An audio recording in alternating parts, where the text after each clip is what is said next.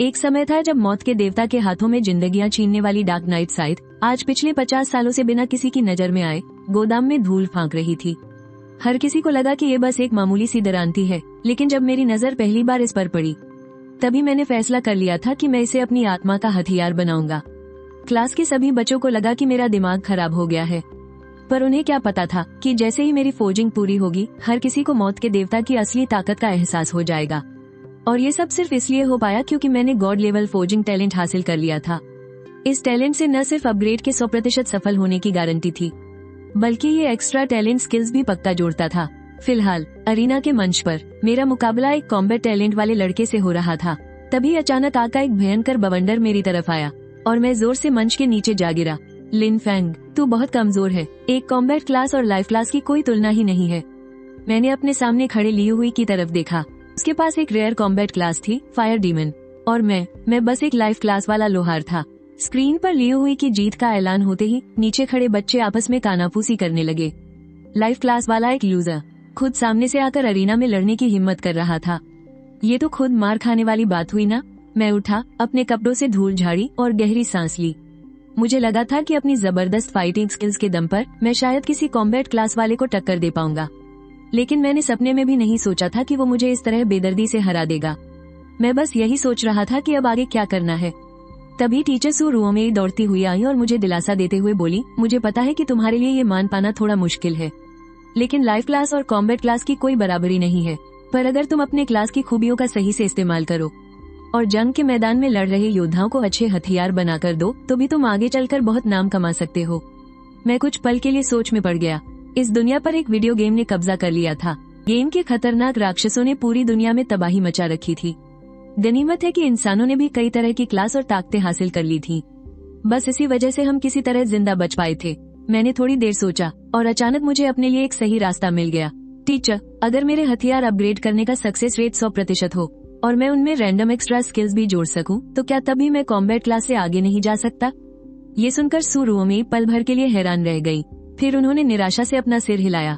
मैं समझ सकती हूँ कि लाइफ क्लास मिलने से तुम्हें गहरा सदमा लगा है, लेकिन मैंने आज तक किसी ऐसे इंसान के बारे में नहीं सुना जो 100% सफलता के साथ किसी चीज को अपग्रेड कर सके। तुम एक लोहार बने हो, फिर भी बहुत से कॉलेज तुम्हें एडमिशन दे देंगे। मैं तुरंत समझ गया कि उन्हें लग रहा है मैं गुस्से में ये सब बकवास कर रहा हूँ, लेकिन अपने स्टैट्स पैनल को देखकर मेरे चेहरे पर एक शातिर मुस्कान आ गई, क्योंकि मेरा चीट सिस्टम तो पहले ही चालू हो चुका था। स्किल गॉड लेवल फोर्जिंग, किसी भी हथियार को बनाने या अपग्रेड करने पर सफलता पक्की है, और साथ ही एक्स्ट्रा स्टैट्स और एक्स्ट्रा स्किल्स मिलना भी 100% तय है। सिर्फ इस पक्की सफलता वाले फीचर ने ही मुझे बाकी सारे लोहारों से बहुत आगे निकाल दिया था। बाकी लोहारों को अपग्रेड करते वक्त हथियार के टूटने का डर लगा रहता था, लेकिन मुझे ऐसी कोई फिक्र करने की जरूरत नहीं थी। मैं तो उल्टा एक्स्ट्रा पावर और स्किल्स भी जोड़ सकता था। मुझे अभी भी सीरियस देखकर सू रूमी ने मुझे और तसल्ली देते हुए कहा, तुम बस अपनी काबिलियत दिखाओ। देश के पास तुम्हारी हिफाजत के लिए बहुत सारे कॉम्बैट क्लास वाले लोग हैं। वे तुम्हारे लिए अपनी जान तक दांव पर लगा देंगे। उनकी ये बात सुनकर मैं थोड़ा चौंक गया। अरे हाँ, जब मेरा फोर्जिंग का सक्सेस रेट ही 100% है तो मुझे खुद मैदान में उतरने की जरूरत ही क्या है। मैं तो गॉड लेवल हथियारों की पूरी एक फौज खड़ी कर सकता हूँ और उन्हें अपने गुंडों की तरह इस्तेमाल कर सकता हूँ। टीचर, मैं सच कह रहा हूँ, मेरे बनाए हुए हथियार और अपग्रेड्स कभी फेल नहीं होते और मैं उनमें स्पेशल स्किल्स और एक्स्ट्रा स्टैट्स भी जोड़ सकता हूँ। ये सुनकर सू रूमी बस फीकी सी मुस्कान दे सकी। उन्हें अभी भी यही लग रहा था कि मैं हार के सदमे में पागलों जैसी बातें कर रहा हूँ। अगर तुम्हारे पास वाकई ऐसी ताकत है ना, तो हमारा देश तुम्हें हाथों हाथ लेगा। पूरे दार्शिया देश के सभी कॉम्बैट क्लास के लोग तुम्हारे इशारों पर नाचेंगे, और क्या पता हम उन जमीनों को भी वापस छीन ले जिन पर राक्षसों ने कब्जा कर लिया है। उनकी बातें सुनकर मेरी आंखें चमक उठी। टीचर, क्या आपके पास कोई हथियार या इक्विपमेंट है? मैं अभी साबित कर सकता हूँ। आप तो जानती हैं मैं कभी झूठ नहीं बोलता। मेरे इस पक्के भरोसे को देखकर सू रूमी ने और कोई झिझक नहीं दिखाई। उन्होंने तुरंत एक इक्विपमेंट निकाला और मेरे हाथ में थमा दिया। अगर इससे मेरे सबसे होनहार छात्र का खोया हुआ आत्मविश्वास वापस आ सके तो मुझे इस इक्विपमेंट के तबाह होने का भी कोई गम नहीं होगा। मैंने वो इक्विपमेंट लिया और उसके स्टैट्स पर एक नजर डाली। अब मुझे समझ आया कि टीचर सू इस पैरालाइजिंग रिंग को लेकर इतनी दुविधा में क्यों थी। सिल्वर टियर पहनने का level 10, upgrade 1, attack 10, magic 50, skill paralysis. हर अटैक पर दुश्मन को पैरालाइज करने का 1% चांस। इस इक्विपमेंट के स्टैट्स कुछ खास नहीं है, लेकिन लड़ाई में ये पैरालिसिस इफेक्ट कमाल कर सकता है। टीचर सू को मुझ पर इतना भरोसा करते देख मैं भी अंदर ही अंदर काफी एक्साइटेड हो गया। ये सोचते हुए मैंने अंगूठी उठाई और मन में अपग्रेड बोला। अचानक एक हल्की सी चमक उठी। वो अंगूठी मेरे फोर्जिंग स्पेस में चली गई। किसी भी अपग्रेड के लिए मटेरियल की जरूरत तो होती ही है, चाहे वो सबसे मामूली अपग्रेड ही क्यों ना हो। बस दिक्कत ये थी कि मेरे पास कोई अच्छा मटेरियल नहीं था। सिर्फ कुछ बेसिक अपग्रेड वाले पत्थर ही बचे थे। कुछ मिनट इंतजार करने के बाद आखिरकार अपग्रेड सक्सेसफुल होने का सिस्टम पैनल सामने आ ही गया। मैंने जल्दी से उसे बाहर निकाला और चेक किया। मैं तो खुद हैरान रह गया। Deadly poison ring, gold tier, पहनने का level 10, upgrade 2, attack 100, magic 500, skill paralysis, हर अटैक पर दुश्मन को पैरालाइज और जहर देने का 2% चांस। डेडली पॉइजन इफेक्ट, जो हर सेकंड दुश्मन की 2% HP कम करेगा। ये सीधा परसेंटेज में HP कम करने वाला इफेक्ट, भले ही इसके ट्रिगर होने का चांस सिर्फ 2% हो, लेकिन सीधा परसेंटेज से HP गिराना सच में बहुत खौफनाक है। सिर्फ पैनल के स्टैट्स का बढ़ना ही अपने आप में बहुत शानदार था। सिर्फ एक लेवल अपग्रेड करने से ही इसके स्टैट्स सीधे 10 गुना बढ़ गए थे। मेरा ऐसा हैरान चेहरा देखकर टीचर सू को लगा कि अपग्रेड फेल हो गया है। लिन फेंग, कोई बात नहीं, अपग्रेड फेल होना बहुत नॉर्मल बात है। आखिर ये तुम्हारी पहली कोशिश थी, कम से कम तुमने इक्विपमेंट को तबाह तो नहीं किया, यही बहुत है। टीचर, मैं कामयाब हो गया, सच में अपग्रेड हो गया, टीचर सू ने जल्दी से हाथ हिलाते हुए कहा। फिर अचानक उन्हें मेरी बात समझ आई। क्या तुमने क्या कहा? सक्सेसफुल रहा। टीचर सू ने जैसे ही अंगूठी हाथ में ली वो पूरी तरह सन रह गई। अपने सबसे कीमती इक्विपमेंट के अपग्रेड होने की बात सुनकर ही वो काफी एक्साइटेड हो चुकी थी, लेकिन जब उन्होंने पैनल पर नए स्टैट्स देखे तो मारे हैरानी के उनके मुंह से एक शब्द नहीं निकला। क्या ये मेरी ही पैरालाइजिंग रिंग है? मेरे चेहरे पर मुस्कान देखकर वो तुरंत सब समझ गई। तुम अभी मेरे साथ प्रिंसिपल से मिलने चल रहे हो। अगले ही पल प्रिंसिपल के ऑफिस का दरवाजा जोर से खुला। टीचर सू, ये आप क्या कर रही हैं? ऐसी भी क्या आफत आ गई? प्रिंसिपल लियो ने त्योरियां चढ़ाई। टीचर सू को मुझे खींचकर लाते हुए देखकर उन्हें लगा कि वो मामला समझ गए हैं। क्या तुम लिन फेंग के डायरेक्ट एडमिशन की सिफारिश करने आई हो? टीचर सू ने अपना सिर हिलाया। प्रिंसिपल सर, मुझे आपसे एक बहुत ही इमरजेंसी बात करनी है। आप सभी डायरेक्टर्स प्लीज अभी बाहर चले जाइए। मुझे और टीचर सू को कुछ जरूरी बात करनी है। बाकी सब लोग इस पर काफी हैरान थे। ऐसी क्या बात है जो इनसे छुपानी पड़ रही है? टीचर सू ने मुड़कर दरवाजा कसकर बंद किया और उसे लॉक कर दिया। फिर उन्होंने पर्दे भी गिरा दिए। उनकी इन हरकतों को देखकर प्रिंसिपल लियू थोड़े इरिटेट हो गए। डायरेक्ट एडमिशन की ही तो बात है ना, इसमें इतना रहस्य बनाने की क्या जरूरत है? प्रिंसिपल सर, मैं आगे जो बताने वाली हूँ वो बहुत अहम है। अच्छा होगा कि आप अपना शील्डिंग डिवाइस ऑन कर लें। प्रिंसिपल लियो ने सिर हिलाया और हार मानकर अलमारी से ग्लोब जैसी दिखने वाली एक डिवाइस निकाली।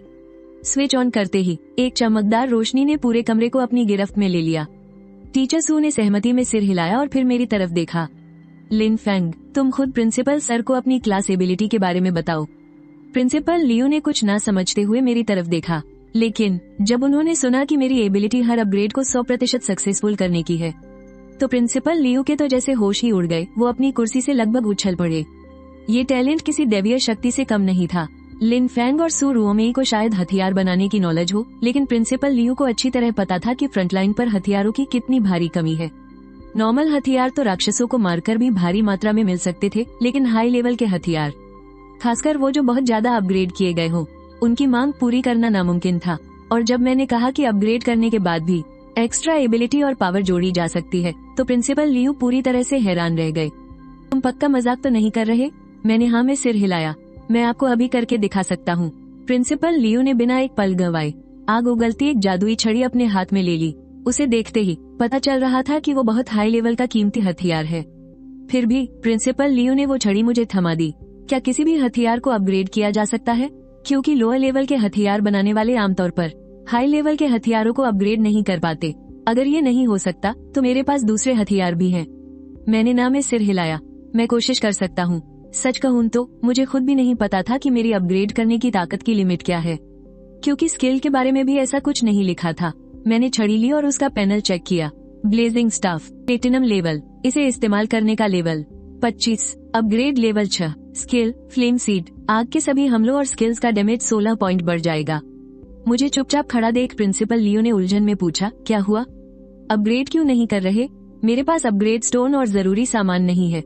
हथियार बनाने वाला बनने के बाद मैंने कुछ ही स्टोन और सामान खरीदे थे, लेकिन वो सब टीचर सू के हथियारों पर खर्च हो गए। ये सुनकर प्रिंसिपल लियो ने अपनी कमर पर लटके बैग को थपथपाया और उनके हाथ में तुरंत कुछ हाई लेवल के अपग्रेड स्टोन आ गए। क्या इतना सामान काफी है? ये मैंने कई सालों से बचा कर रखे थे। मैंने हाँ में सिर हिलाया और सामान ले लिया। छड़ी को पकड़कर मैंने मन ही मन अपग्रेड बोला। पलक झपकते ही सारा सामान और वो छड़ी फोर्जिंग स्पेस में चले गए। करीब 10 मिनट बीत गए लेकिन अपग्रेड पूरा नहीं हुआ। प्रिंसिपल लियू थोड़े बेचैन होने लगे। ये उनके पास मौजूद सबसे कीमती हथियार था। कहीं लिन फैंग इसे बर्बाद ना कर दे। कैसा चल रहा है? प्रिंसिपल लियू ने घबराते हुए पूछा। मैंने ना में सिर हिलाया। अपग्रेड होने में अभी थोड़ा और वक्त लगेगा। 10 मिनट और गुजर गए। फिर डिंग की आवाज आई। पैनल पर अपग्रेड सक्सेसफुल लिखा आ गया। इससे पहले कि मैं कुछ देख पाता, प्रिंसिपल लियू ने उसे मेरे हाथ से झपट लिया। बस एक नजर देखते ही उनके होश उड़ गए।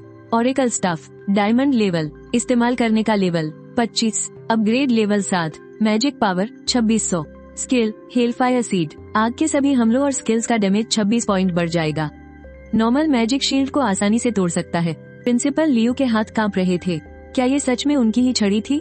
ये अपग्रेड तो किसी चमत्कार से कम नहीं था और उन्होंने लिन फैंग को जो सामान दिया था वो इसके लिए बिल्कुल भी काफी नहीं था। उन्होंने पहले भी दूसरे हथियार बनाने वालों से बात की थी और उन्होंने इस सामान का 5 गुना मांगा था। यहाँ तक कि सिर्फ गोल्ड कॉइन्स ही लगभग 10 लाख लग जाते और लिन फैंग ने ये काम ऐसे ही कर दिया। और तो और इसकी पावर और एक्स्ट्रा एबिलिटी तो और भी खतरनाक थी।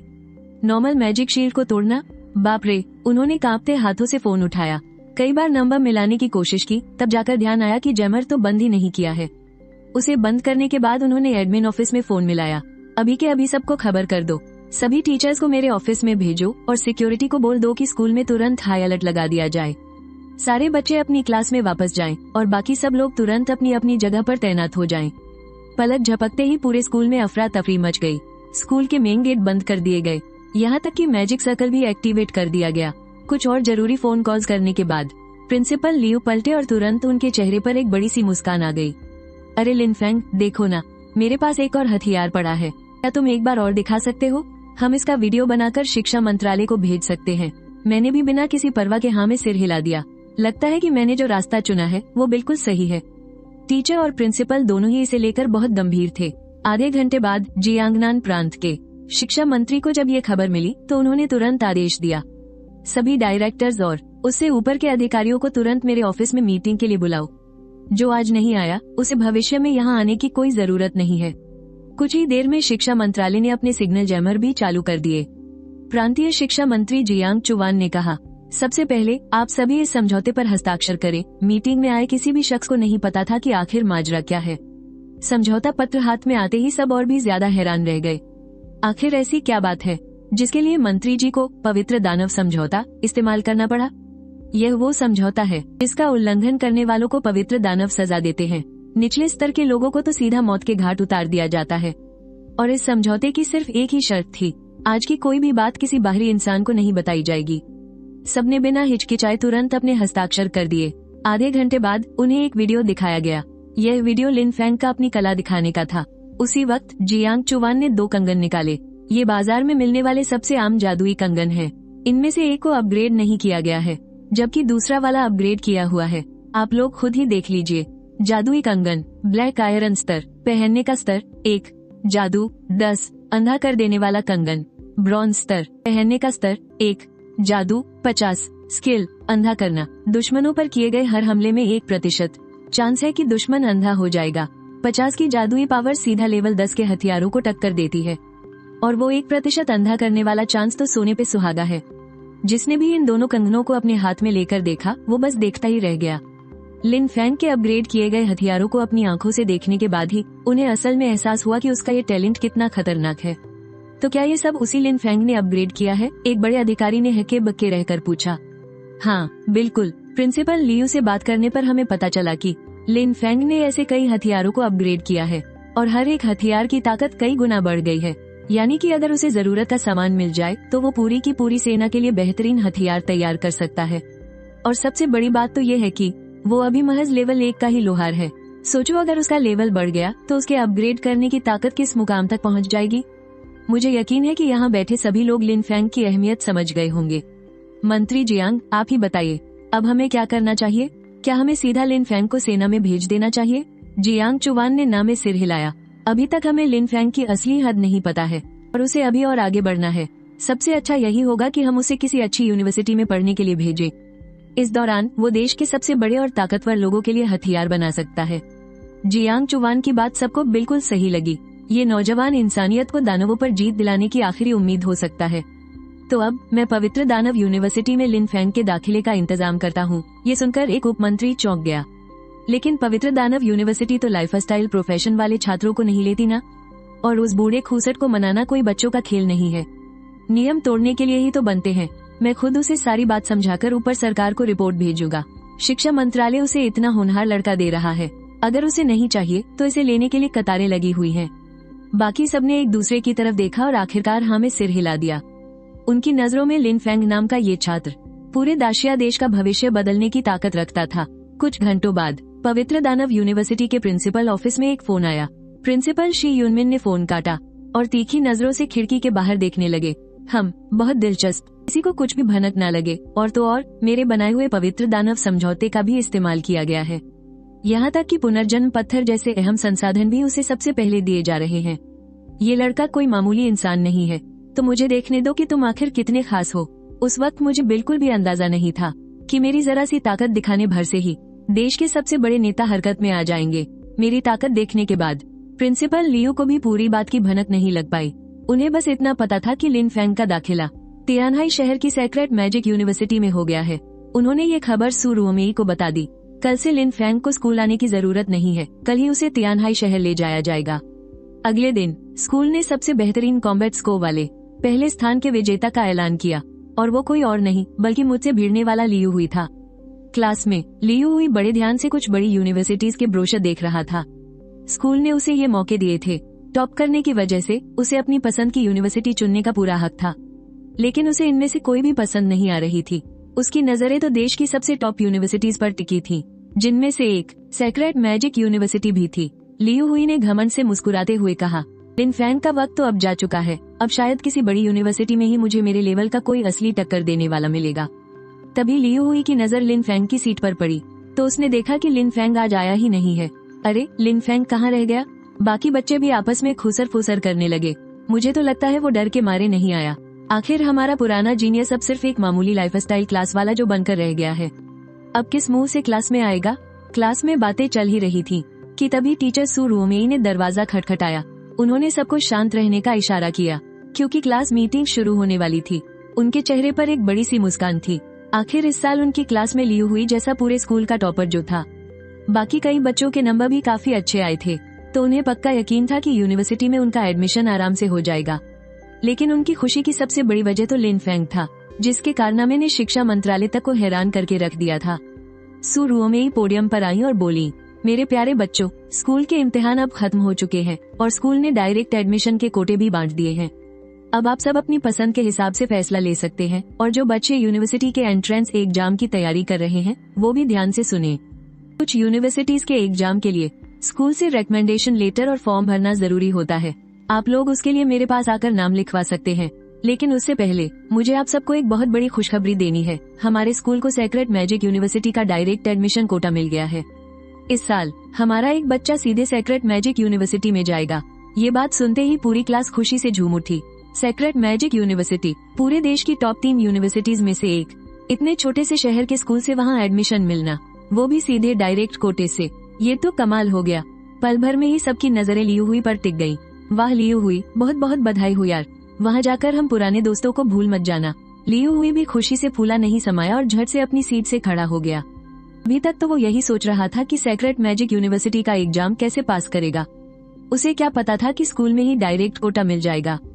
क्या मेरे टैलेंट की वजह से मुझे ये मौका मिला है? आपका बहुत बहुत शुक्रिया सू मैम। लियू हुई ने हाथ जोड़कर सू रुओमेई को शुक्रिया कहा, पर टीचर ने पूछा, तुम मुझे क्यों शुक्रिया कह रहे हो? सू रुओमेई का चेहरा उलझन से भरा था और ये सुनकर लियू हुई हक्का बक्का रह गया। अरे, क्या वो डायरेक्ट एडमिशन मुझे नहीं मिला है? एक टीचर को शुक्रिया कहना तो आम बात है ना। सू रुओमेई ने बिना ज्यादा सोचे अपनी बात आगे बढ़ाई। बच्चों, चलो सब मिलकर लिन फेंग के लिए तालियां बजाओ। भले ही वो आज हमारे बीच मौजूद नहीं है। ये सुनते ही पूरी क्लास सन्न रह गई। मैम, क्या आप सच में लिन फेंग की ही बात कर रही हैं? हाँ बिल्कुल, लिन फेंग को कल ही सेक्रेट मैजिक यूनिवर्सिटी में डायरेक्ट एडमिशन मिल गया है। मैं चाहती हूँ कि आप सब उसे अपना रोल मॉडल माने और उससे कुछ सीखे। सू रुओमेई ने गर्व से कहा, लेकिन मैम, लिन फेंग तो सिर्फ एक लाइफस्टाइल क्लास वाला था ना। बच्चों को अभी भी यकीन नहीं हो रहा था। तब सू रुओमेई ने एक गहरी सांस ली और बोली, मानती हूँ कि लिन फैंग लाइफस्टाइल क्लास से है, लेकिन अगर दिमाग का सही इस्तेमाल किया जाए तो वो भी किसी फाइटर क्लास से कम नहीं है।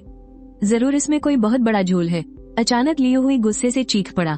उसे किसी भी कीमत पर यह फैसला मंजूर नहीं था। ऐसा कैसे हो सकता है? लिन फैंग को डायरेक्ट एडमिशन कैसे मिल सकता है? मैं पूरे स्कूल का टॉपर हूँ। जब मुझे ये हक नहीं मिला तो उसे कैसे मिल गया? उसकी क्या औकात है? मुझे स्कूल से इसका जवाब चाहिए। लियो हु गुस्से से आग बबूला हो गया और सु रुओमेई की त्योरियां चढ़ गईं। ये प्रांतीय शिक्षा विभाग का आदेश है। अगर कोई शक है तो जाकर उन्हीं से पूछ लो। ये सुनकर कि यह सीधे प्रांतीय शिक्षा विभाग का आदेश है, लियो हु वहीं का वहीं सन रह गया। लियो हु ने अपनी मुठियां कसकर भींच ली।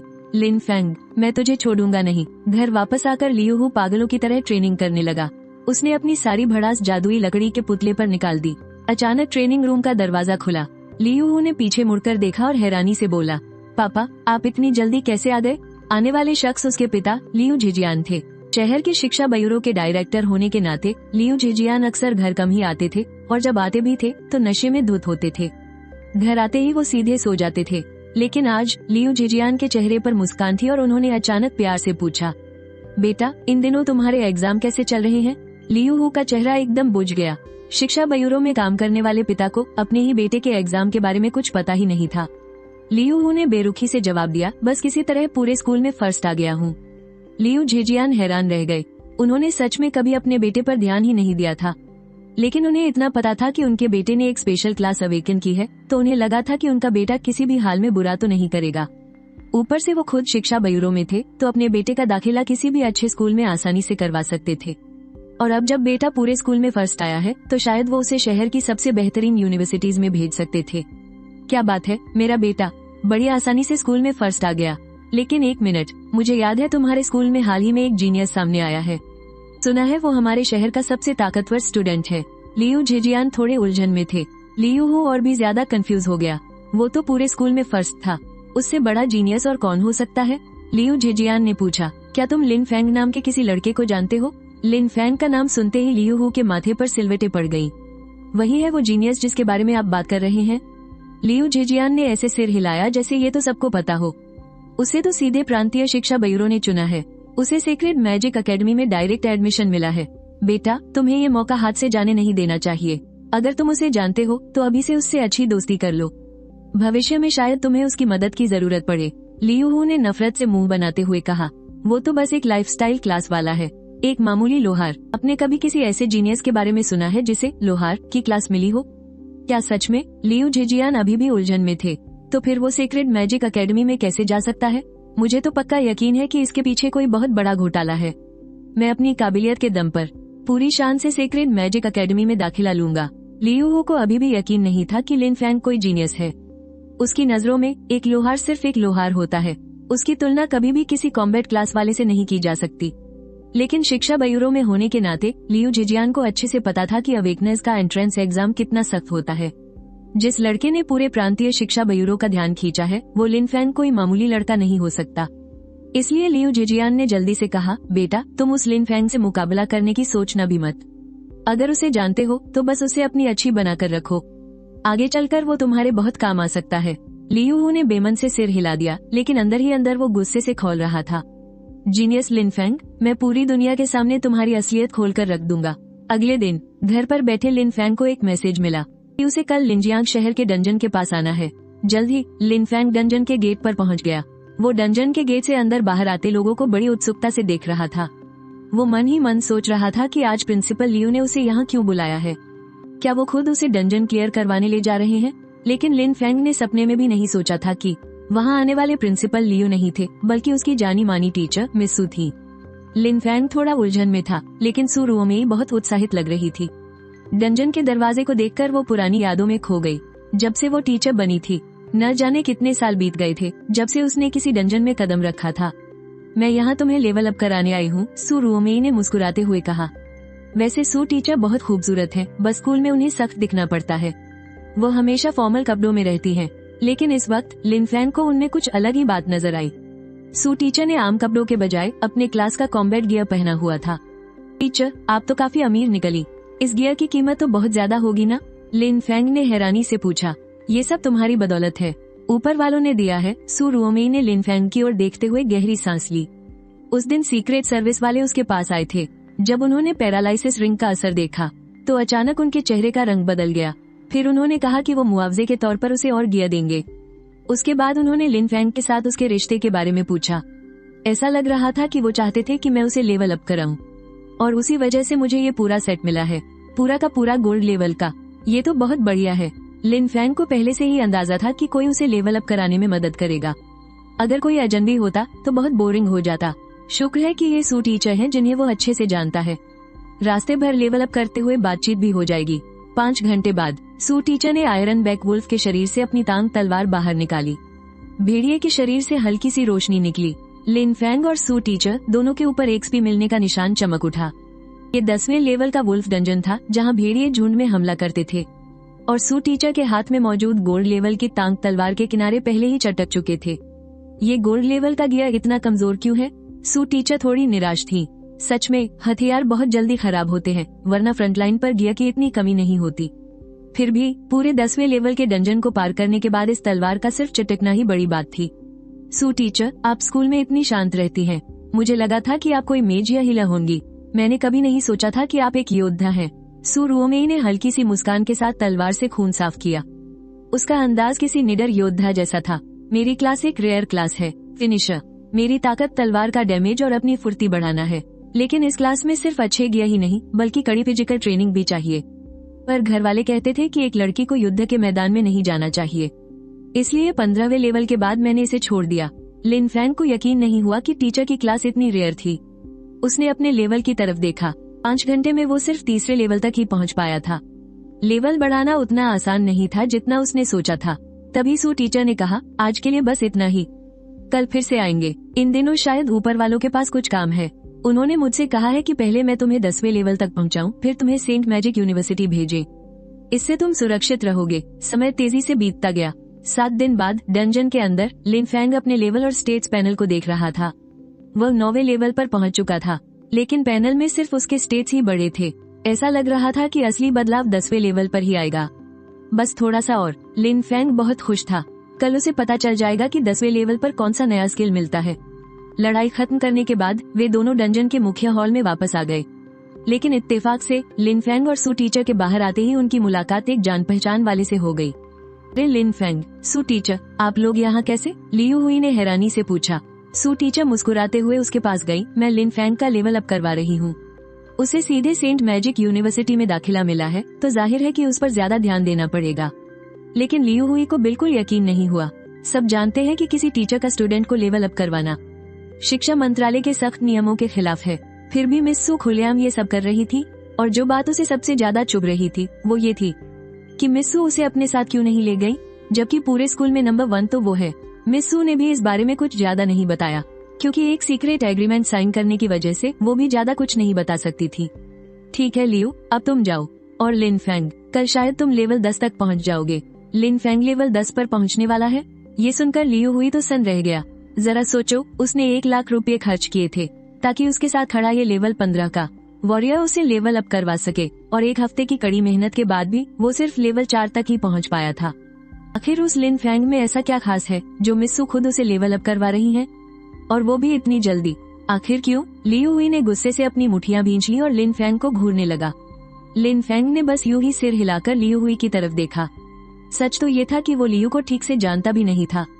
लिन फैंग का ऐसा बेपरवाह रवैया देखकर लियू हुई आग बबूला हो गया। उसने तो लिन फैंग को अपना सबसे बड़ा दुश्मन मान लिया था, और उस कमीने ने उसे सीधे मुंह देखा तक नहीं।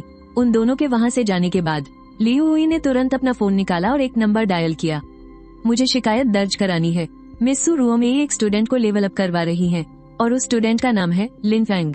अपनी शिकायत दर्ज कराने के बाद उसने ठंडी नजरों से लिन फैंग के जाने वाले रास्ते को देखा।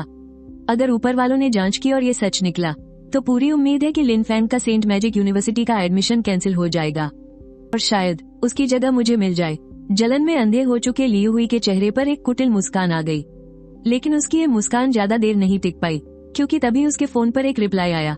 आपकी शिकायत बिल्कुल सही है, लेकिन ये लेवल अब सीधे शिक्षा मंत्रालय के खास आदेश पर हो रहा है, इसलिए ये पूरी तरह से कानूनी और नियमों के तहत है। जानकारी देने के लिए आपका धन्यवाद। कृपया हमारी सर्विस के लिए अपना फीडबैक जरूर दें। ये पढ़ते ही लियू हुई इतना आग बबूला हुआ कि उसने लगभग अपना फोन ही पटक दिया। शिक्षा मंत्रालय का खास आदेश। लिन फैंग, तू तो मेरे हाथों मरेगा। उधर लिन फैंग को ली हुई की इन हरकतों का कोई अंदाजा नहीं था। घर वापस लौटने के बाद उसने देखा कि रसोई में एक प्यारी सी लड़की काम में लगी है। वो और कोई नहीं, उसकी छोटी बहन लिन शियाजियाओ थी। लिन फैंग की फैमिली काफी अच्छी थी, बस एक ही बात थी कि उनके मम्मी पापा काम के सिलसिले में शहर से बाहर रहते थे और बहुत कम घर आते थे। घर में बस उसकी बहन ही थी जो लगभग उसी की उम्र की थी और पास के ही एक हॉस्टल वाले स्कूल में पढ़ती थी। उसे अचानक याद आया कि शायद उसकी बहन का भी अवेकनिंग टेस्ट हुआ था। शियाजियाओ, तुमने कौन सी क्लास अवेकन की?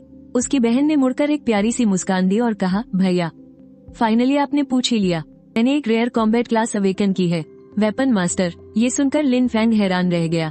क्या एक छोटी बच्ची को ऐसी क्लास मिलनी चाहिए थी? वैसे तो अपनी बहन को एक रेयर क्लास मिलने पर उसे खुश होना चाहिए था, लेकिन जब उसे डंजन के उन खूंखार मॉन्स्टर्स की याद आई तो उसके चेहरे की मुस्कान गायब हो गई। अगर मेरे पास गॉड लेवल ब्लैकस्मिथ क्लास नहीं होती तो शायद मैं अपनी बहन को बचा ही नहीं पाता। शुक्र है कि उसकी शक्तियों पर देश की सरकार का ध्यान चला गया था। अब वो पूरी तरह से सरकार के सपोर्ट पर भरोसा कर सकता था। क्यों भैया, कैसा लगा? मेरी क्लास की डिटेल्स में लिखा है कि मेरे सभी वेपन्स का डैमेज बहुत ज्यादा बढ़ जाएगा, और तो और मैं जितने ज्यादा वेपन्स इस्तेमाल करूंगी मैं उतनी ही ताकतवर होती जाऊंगी। मैं एक साथ कई सारे हथियार कंट्रोल कर सकती हूँ। शायद मुझे भी लेजेंडरी सेंट मैजिक यूनिवर्सिटी में एडमिशन मिल जाए। लिन शियाजियाओ की आंखों में एक चमक थी। अपनी बहन की बातें सुनकर लिन फैंग की आंखें अचानक चमक उठी। वेपन मास्टर, जितने ज्यादा वेपन्स उतनी ज्यादा ताकत। वो शायद अपनी बहन को जंग के मैदान में जाने से नहीं रोक सकता था, लेकिन अगर वो खुद उसे 10 के करीब गॉड लेवल वेपन्स बनाकर दे दे तो उसकी सेफ्टी की कोई टेंशन ही नहीं रहेगी। अच्छा, तुम अंदाजा लगाओ कि तुम्हारे भाई को कौन सी क्लास मिली है? लिन फैंग जोर से हंसने लगा और ठीक उसी वक्त प्रोविंशियल एजुकेशन बोर्ड के मीटिंग रूम में जियांग चुवान ने बहुत ही सीरियस होकर सिग्नल जैमर ऑन किया। आज की मीटिंग का मुद्दा भी लिन फैंग ही है। ऊपर वालों का मानना है कि लिन फैंग की सुरक्षा और बढ़ानी होगी। क्या और बढ़ानी होगी? ये तो पहले से ही सबसे कड़ी सुरक्षा है, किसी ने उलझन में पूछा। आपको पता होना चाहिए कि लिन फैंग के आसपास अभी गुप्त रूप से 30 लेवल से ऊपर के 10 से ज्यादा लड़ाके मौजूद हैं। लिनजियांग शहर में उसे नुकसान पहुंचाने वाले लोग उंगलियों पर गिने जा सकते हैं। जब वो तियानहाई शहर पहुंचेगा तब 60 लेवल से ऊपर के लोगों को उसकी सुरक्षा में लगाया जाएगा। अगर हमें लिन फैंग को परेशान करने का डर न होता तो शायद हम उसे सीधे 24 घंटे की सुरक्षा दे देते। जियांग चुवान ने अपना सिर हिलाया। आप लोग इस फाइल को देखिए। उसने कुछ फाइलें लोगों में बंटवाई। उस पर लिखा था, नान्यून प्रांत के लेवल 30 से 60 वाले वूगू डंगोन का पहला क्लियर पूरा हो गया है। पहले क्लियर का इनाम दाशिया सेना के जवानों को सौंप दिया गया है। क्या ये डंगोन पहले कभी पार नहीं किया गया था? मुझे याद है कि अन्नान की तरफ से कोई विवाद चल रहा था। जो भी इस डंगोन को जीतेगा उसे उस इलाके का अधिकार मिल जाएगा, और तो और उस डंगोन में बहुत सी खास दवाएं भी मिलती हैं जो कई तरह के जहर का असर खत्म कर सकती हैं। दाशिया का डंगोन का मालिकाना हक हासिल कर लेना ये सच में एक बहुत बड़ी कामयाबी है, लेकिन इसका लिन फैंग से क्या लेना देना? जियांग चुवान रहस्यमयी ढंग से मुस्कुराया। कुछ समय पहले लिन फैंग ने 3 हथियारों को अपग्रेड किया था। उनमें से 2 हथियार तो हमने देखे ही नहीं है। सुरक्षा कारणों से मैं उनके बारे में नहीं बताऊंगा, लेकिन उस पैरालाइसिस रिंग का जहरीला असर दुश्मन की हेल्थ को प्रतिशत के हिसाब से कम कर सकता है, और ऊपर से उस इंसान का खास पेशा जिसकी अटैक स्पीड 1 सेकंड में 100 वार तक पहुंच सकती है। उसने इस अंगूठी की ताकत को उसकी चरम सीमा तक पहुंचा दिया और अपनी उसी ताकत से उस दैत्य को पीस कर रख दिया। सेना की तरफ से जवाब आ चुका है। उन्होंने कहा है कि हमें हर हाल में लिन फैंग की हिफाजत करनी है, इसीलिए सुरक्षा का स्तर फिर से बढ़ा दिया गया है। इसके अलावा सेना लिन फैंग की अपग्रेड करने की ताकत की आखिरी सीमा मापना चाहती है, इसलिए उन्होंने लिन फैंग के लिए खास हथियारों का इंतजाम किया है। ये कहते हुए जियांग चुवान ने मेज पर कुछ हथियार रख दिए जो गोल्ड लेवल से लेकर लेजेंडरी लेवल तक के थे, खासकर वो लेजेंडरी लेवल का कवच। शिक्षा विभाग के लोग भी उस जादुई कवच को देखने के लिए अपनी जगह से खड़े हो गए। सबकी आंखों में उसे पाने की गहरी लालसा थी। आपको पता होना चाहिए कि गॉड टियर हथियारों के अलावा लेजेंडरी लेवल के हथियार ही सबसे ऊंचे दर्जे के माने जाते हैं। गॉड टियर वाले हथियार कहां से आते हैं ये कोई नहीं जानता। खैर, इतने ऊंचे ओहदे पर होने के बावजूद उन्होंने इसके बारे में कभी नहीं सुना था। ऐसा लगता है जैसे हमारे देश के पास भी वो नहीं है। सच कहूं तो एक लेजेंडरी हथियार ही वो सबसे बड़ी चीज है जो हमारा देश मुहैया करा सकता है। क्या सच में उसे लेजेंडरी हथियार आजमाने के लिए दिए जा रहे हैं? अगर अपग्रेड करते वक्त ये टूट गए तो क्या होगा? किसी ने घबरा कर पूछा। अरे, ये बस एक लेजेंडरी हथियार ही तो है, टूट गया तो टूट जाने दो। लिन फैंग की अपग्रेड की हुई उस जहरीली अंगूठी ने हमें डंगोन का सबसे अहम पहला क्लियर दिलवा दिया है। क्या इतना काफी नहीं है? ये सुनकर बाकी सब लोग जोश से भर गए।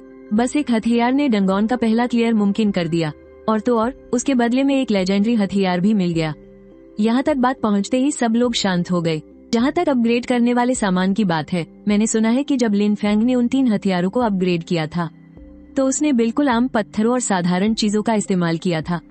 इसीलिए हमने अपग्रेड करने वाले सामान का पूरा सेट मंगवा लिया है, ताकि लिन फैंग अपनी पसंद की चीजें चुन सके, और जो कुछ भी बच जाएगा वो सब हम उसी के लिए छोड़ देंगे। इस बीच लिन शियाजियाओ ये जानने के लिए बेचैन थी कि लिन फैंग को आखिर कौन सा पेशा मिला है। वो जानती थी कि उसका भाई कभी पूरे स्कूल में पहले नंबर पर आता था, तो जाहिर है उसे जो भी पेशा मिला होगा वो कोई ऐरा गहरा तो नहीं होगा।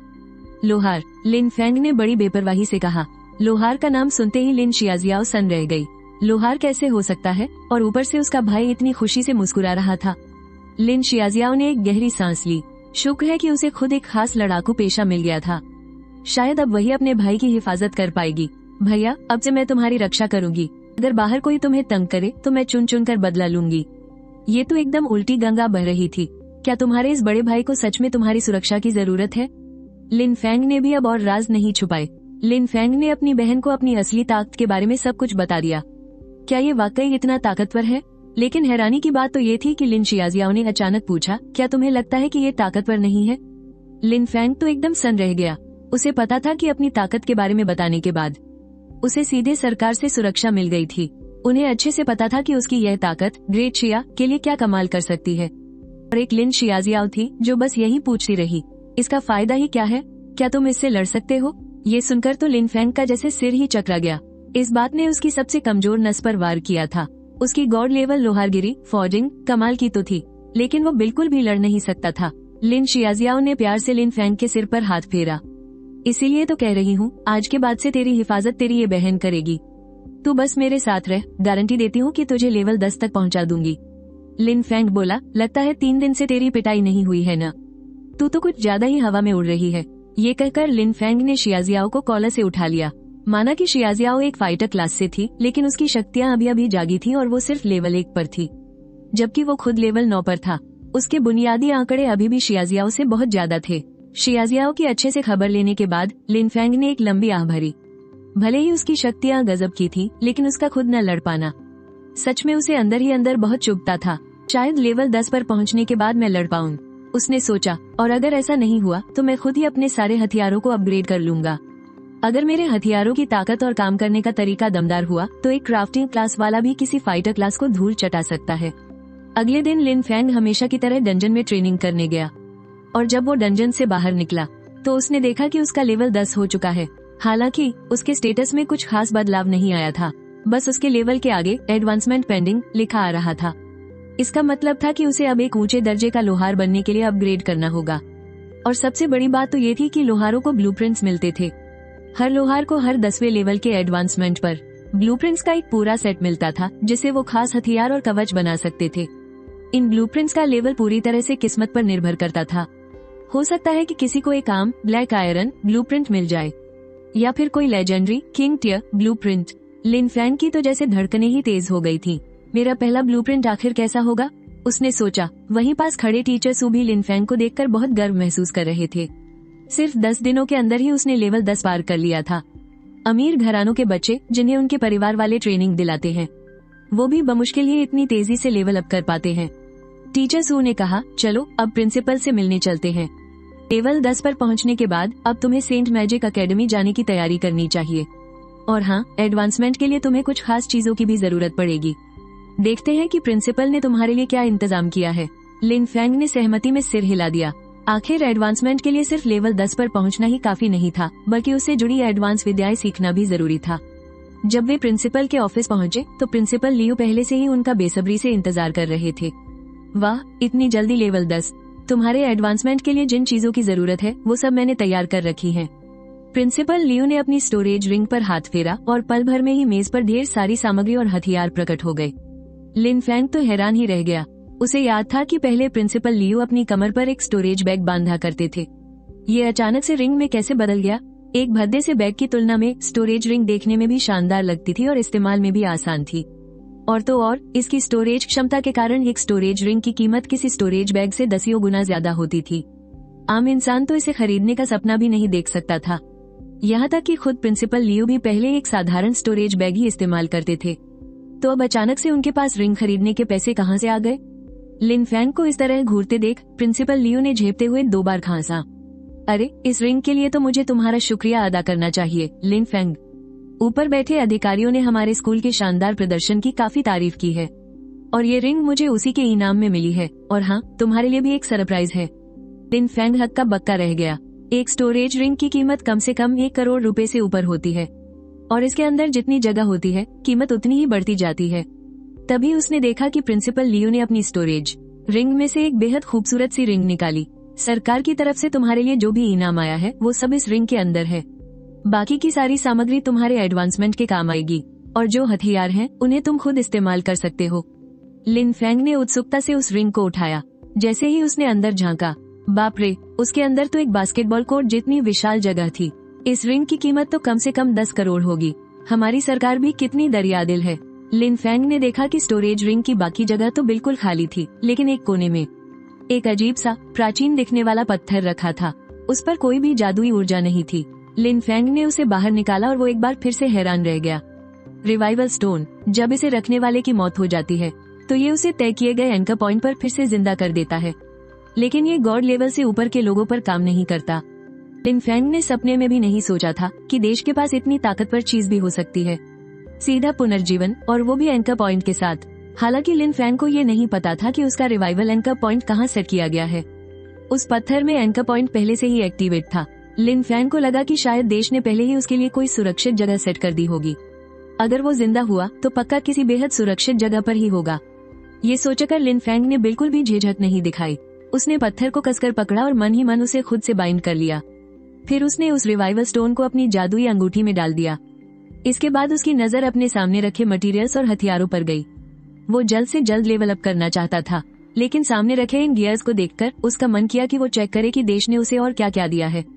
लिन फैंग ने सीधा एक हथौड़ा उठाया। ये साफ था कि देश ने खास तौर पर उसकी ब्लैकस्मिथ वाली काबिलियत को ध्यान में रखकर उसे ये हथियार दिया था। फोर्जिंग फायर हैमर, ओब्सिडियन टीयर, और इसे इस्तेमाल करने का लेवल 10, एनहेंसमेंट लेवल 10 और हेल्थ पॉइंट 1100, अटैक पावर भी 1100 और इसका स्किल है फायर फोर्जिंग। इसके जरिए किसी भी हथियार को बनाने या अपग्रेड करने की कामयाबी का चांस 11% तक बढ़ जाता है। इसके साथ ही कोई एक्स्ट्रा खूबी जुड़ने का भी चांस रहता है, और तो और क्राफ्टिंग और अपग्रेड में लगने वाले मटेरियल्स का खर्च भी 11% कम हो जाता है। फायर हैमर से हमला करने पर प्लेयर की मैक्सिमम हेल्थ के 11% के बराबर फायर मैजिक डैमेज जुड़ जाता है। लिन फैंग जैसा शांत इंसान भी ये देखकर गाली बके बिना नहीं रह सका। साला, इस चीज के नॉर्मल स्टेट्स इतने ज्यादा तो नहीं होने चाहिए थे। दरअसल ये लेवल 10 तक जो इनहांस किया गया है ना, उसी ने इस हथौड़े को इतना खतरनाक बना दिया है। एक्स्ट्रा हेल्थ मिलना तो अलग बात है, लेकिन ये सीधा हेल्थ के 11% हिस्से को अटैक पावर में बदल रहा है, और वो भी मैजिक अटैक। मतलब इसमें फिजिकल और मैजिक दोनों तरह के डैमेज कूट कूट कर भरे हैं। सिर्फ यही बात लिन फैंग को हैरान करने के लिए काफी नहीं थी। सबसे बड़ी बात ये थी कि इस हथियार ने लिन फैंग को एक तगड़ा आइडिया दे दिया था। पिछले जन्म में जब वो ऑनलाइन गेम्स खेलता था तो सबसे ज्यादा गुस्सा उन प्लेयर्स पर आता था जो टैंक की तरह मजबूत भी होते थे और जिनका डैमेज भी फाड़ू होता था।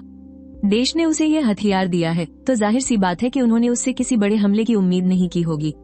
ज्यादा से ज्यादा वो यही चाहते होंगे कि वो अपनी जान बचा सके। लेकिन जब उसके पास ऐसा मस्त हथियार आ ही गया है, अगर मैं ऐसे और भी गियर्स ढूंढ लूं जो मेरी हेल्थ बढ़ाते हो, तो क्या ये हथियार मुझे एक चलता फिरता मॉन्स्टर नहीं बना देगा? पर तभी लिन फैंग को ये भी याद आया कि ये गियर सिर्फ ओब्सिडियन टियर का है। हो सकता है फ्यूचर में उसके हाथ सिर्फ ओब्सिडियन लेवल के ही हथियार ना लगे। इसके ऊपर भी तो किंग टियर, लेजेंडरी टियर और यहाँ तक कि गॉड लेवल के आर्टिफैक्ट्स भी मौजूद हैं। खैर, ये देश की तरफ से उस पर की गई कोई खास मेहरबानी ही लग रही थी, क्योंकि इसे इस्तेमाल करने का लेवल महज 10 था। इस लेवल पर एक ओब्सिडियन टियर का हथियार मिल जाना ही बहुत बड़ी बात थी। लिन फैंग ने दोबारा बाकी हथियारों की तरफ देखा, जो इसके मुकाबले थोड़े फीके लग रहे थे। पूरा का पूरा गियर सेट डायमंड टियर का था, जिसकी कीमत कम से कम 1 अरब तो रही होगी। क्या देश का सपोर्ट होना ऐसा ही फील होता है? लिन फैंग को लगने लगा था कि ये तो कुछ ज्यादा ही हो गया है। उसने अपना सिर झटका और ज्यादा सोचना बंद कर दिया। छोड़ो यार, देश ने दिया है तो मजे से इस्तेमाल करूंगा। वैसे भी फ्यूचर में वो दाशिया देश के लिए जो करने वाला था उसकी कीमत इससे कहीं ज्यादा थी। इसके बाद लिन फैंग ने देश की तरफ से तय किए गए नए क्लास अपग्रेड्स पर नजर डाली। मेज पर लेवल अप करने वाली जानकारी की कुल 4 किताबें रखी थी। जिनमें से एक थी टाइटन ब्लैकस्मिथ की एडवांस गाइड। वैसे देखा जाए तो ड्वार्फ रेस को ही अब तक के सबसे तजुर्बेकार लोहारों में गिना जाता है, इसलिए ज्यादातर ब्लैकस्मिथ लेवल अप करने के लिए ड्वार्फ रेस के रास्ते को ही चुनते हैं, क्योंकि टाइटन प्रजाति की क्राफ्टिंग में कुछ गिने चुने ऑप्शंस ही होते हैं जिनसे कुछ खास तरह के इफेक्ट्स ही मिलते हैं। लेकिन ड्वार्फ्स की बात अलग है। वो लोग इतने तरह तरह के हथियार और गियर्स बनाते हैं जिसका कोई हिसाब नहीं। उनके पास हर तरह की क्राफ्टिंग और अपग्रेड की नॉलेज होती है, इसलिए उनकी किताबों में ज्ञान का बहुत बड़ा खजाना छिपा होता है। और सबसे कमाल की बात तो ये थी कि ड्वार्फ्स वाली इस किताब के एक पन्ने पर साफ साफ लिखा था कि ये जानकारी सीधा 99 लेवल तक पहुंचा सकती है। मतलब देश के पास ड्वार्फ रेस के 99 लेवल तक के अपग्रेड्स की सारी जानकारी मौजूद थी। लेवल 100 से पहले तो इसके बारे में बिल्कुल चिंता करने की जरूरत नहीं है, पर फिर भी लिन फैंग इसे चुनना नहीं चाहता था। फिर उसकी नजर हेल डीमन रेस के ब्लैकस्मिथ एडवांस्ड नॉलेज पर गई। कमाल है, देश ने तो हेल डीमन रेस का भी एडवांस्ड फोर्जिंग नॉलेज भी मुझे दे दिया। ये थोड़ा नियमों के खिलाफ नहीं है क्या? जब लिन फैंग ने अगले पन्ने पर दी गई जानकारी पढ़ी तब जाकर उसे समझ आया देश के पास भी सिर्फ लेवल 60 तक का ही ज्ञान था। लेकिन उसमें साफ लिखा था कि डीमन गॉड का आशीर्वाद मिलने के बाद जो पावर बूस्ट मिलेगा वो बिल्कुल ही पागल कर देने वाला होगा। अगर लिन फैंग इसे चुनता है तो शायद उसे और भी ज्यादा खतरनाक ताकत मिल सकती है। शायद यही सोचकर देश ने उसे ये दिया था। आखिरकार ये सिर्फ एक एडवांस नॉलेज ही तो है, इसे सीखने से कोई वो खुद राक्षस थोड़ी ना बन जाएगा। शायद मैं इसे चुन सकता हूँ। जब लिन फैंग यही सोच रहा था कि वो हेल डीमन रेस को चुने या फिर जायंट गॉड रेस को, तभी उसने चौथी एडवांस नॉलेज की किताब खोली, विदरिंग एम्पायर के ब्लैकस्मिथ की एडवांस नॉलेज। इस किताब पर बने निशान बहुत ही फीके थे, जैसे इसमें कुछ भी खास ना हो। लेकिन लिन फैंग जानता था कि अगर देश ने ये एडवांस नॉलेज वाली किताब उसके सामने रखी है तो इसके अंदर की चीजें बिल्कुल भी आम नहीं होंगी, और हुआ भी बिल्कुल वैसा ही। अगले पन्ने पर देश की तरफ से एक नोट लिखा था, ये एम्पायर हद से ज्यादा ताकतवर था। अपने सबसे सुनहरे वक्त में इन्होंने राक्षसों और देवताओं जैसी सबसे ताकतवर जातियों से भी सीधी टक्कर ली थी। विदरिंग एम्पायर से जुड़ी जो भी चीजें आज के समय तक बची हैं, वो सभी एकदम गॉड लेवल की चीजें हैं, यहाँ तक कि रिजरेक्शन स्टोन भी। बस इसमें एक ही गड़बड़ थी, इस किताब का कोई अगला भाग नहीं था। किसी को नहीं पता था कि इसे सीखने के बाद क्या मिलेगा। ये देखकर लिन फैंग थोड़ा झिझका। ये किताब वाकई में बहुत खतरनाक लग रही थी। आखिर एक लेजेंडरी एम्पायर की छोड़ी हुई कोई भी चीज बेकार तो नहीं हो सकती ना। लेकिन दिक्कत ये थी कि इसके आगे की कोई एडवांस नॉलेज मौजूद ही नहीं थी। यहाँ तक कि इसके अंदर क्या होगा इसकी भी कोई गारंटी नहीं थी। अब लिन फैंग के सामने 4 विकल्प रखे थे। लिन फैंग कुछ पल के लिए हिचकिचाया और आखिरकार उसने अपना हाथ विदरिंग एम्पायर के ब्लैकस्मिथ की एडवांस नॉलेज वाली किताब पर रख ही दिया।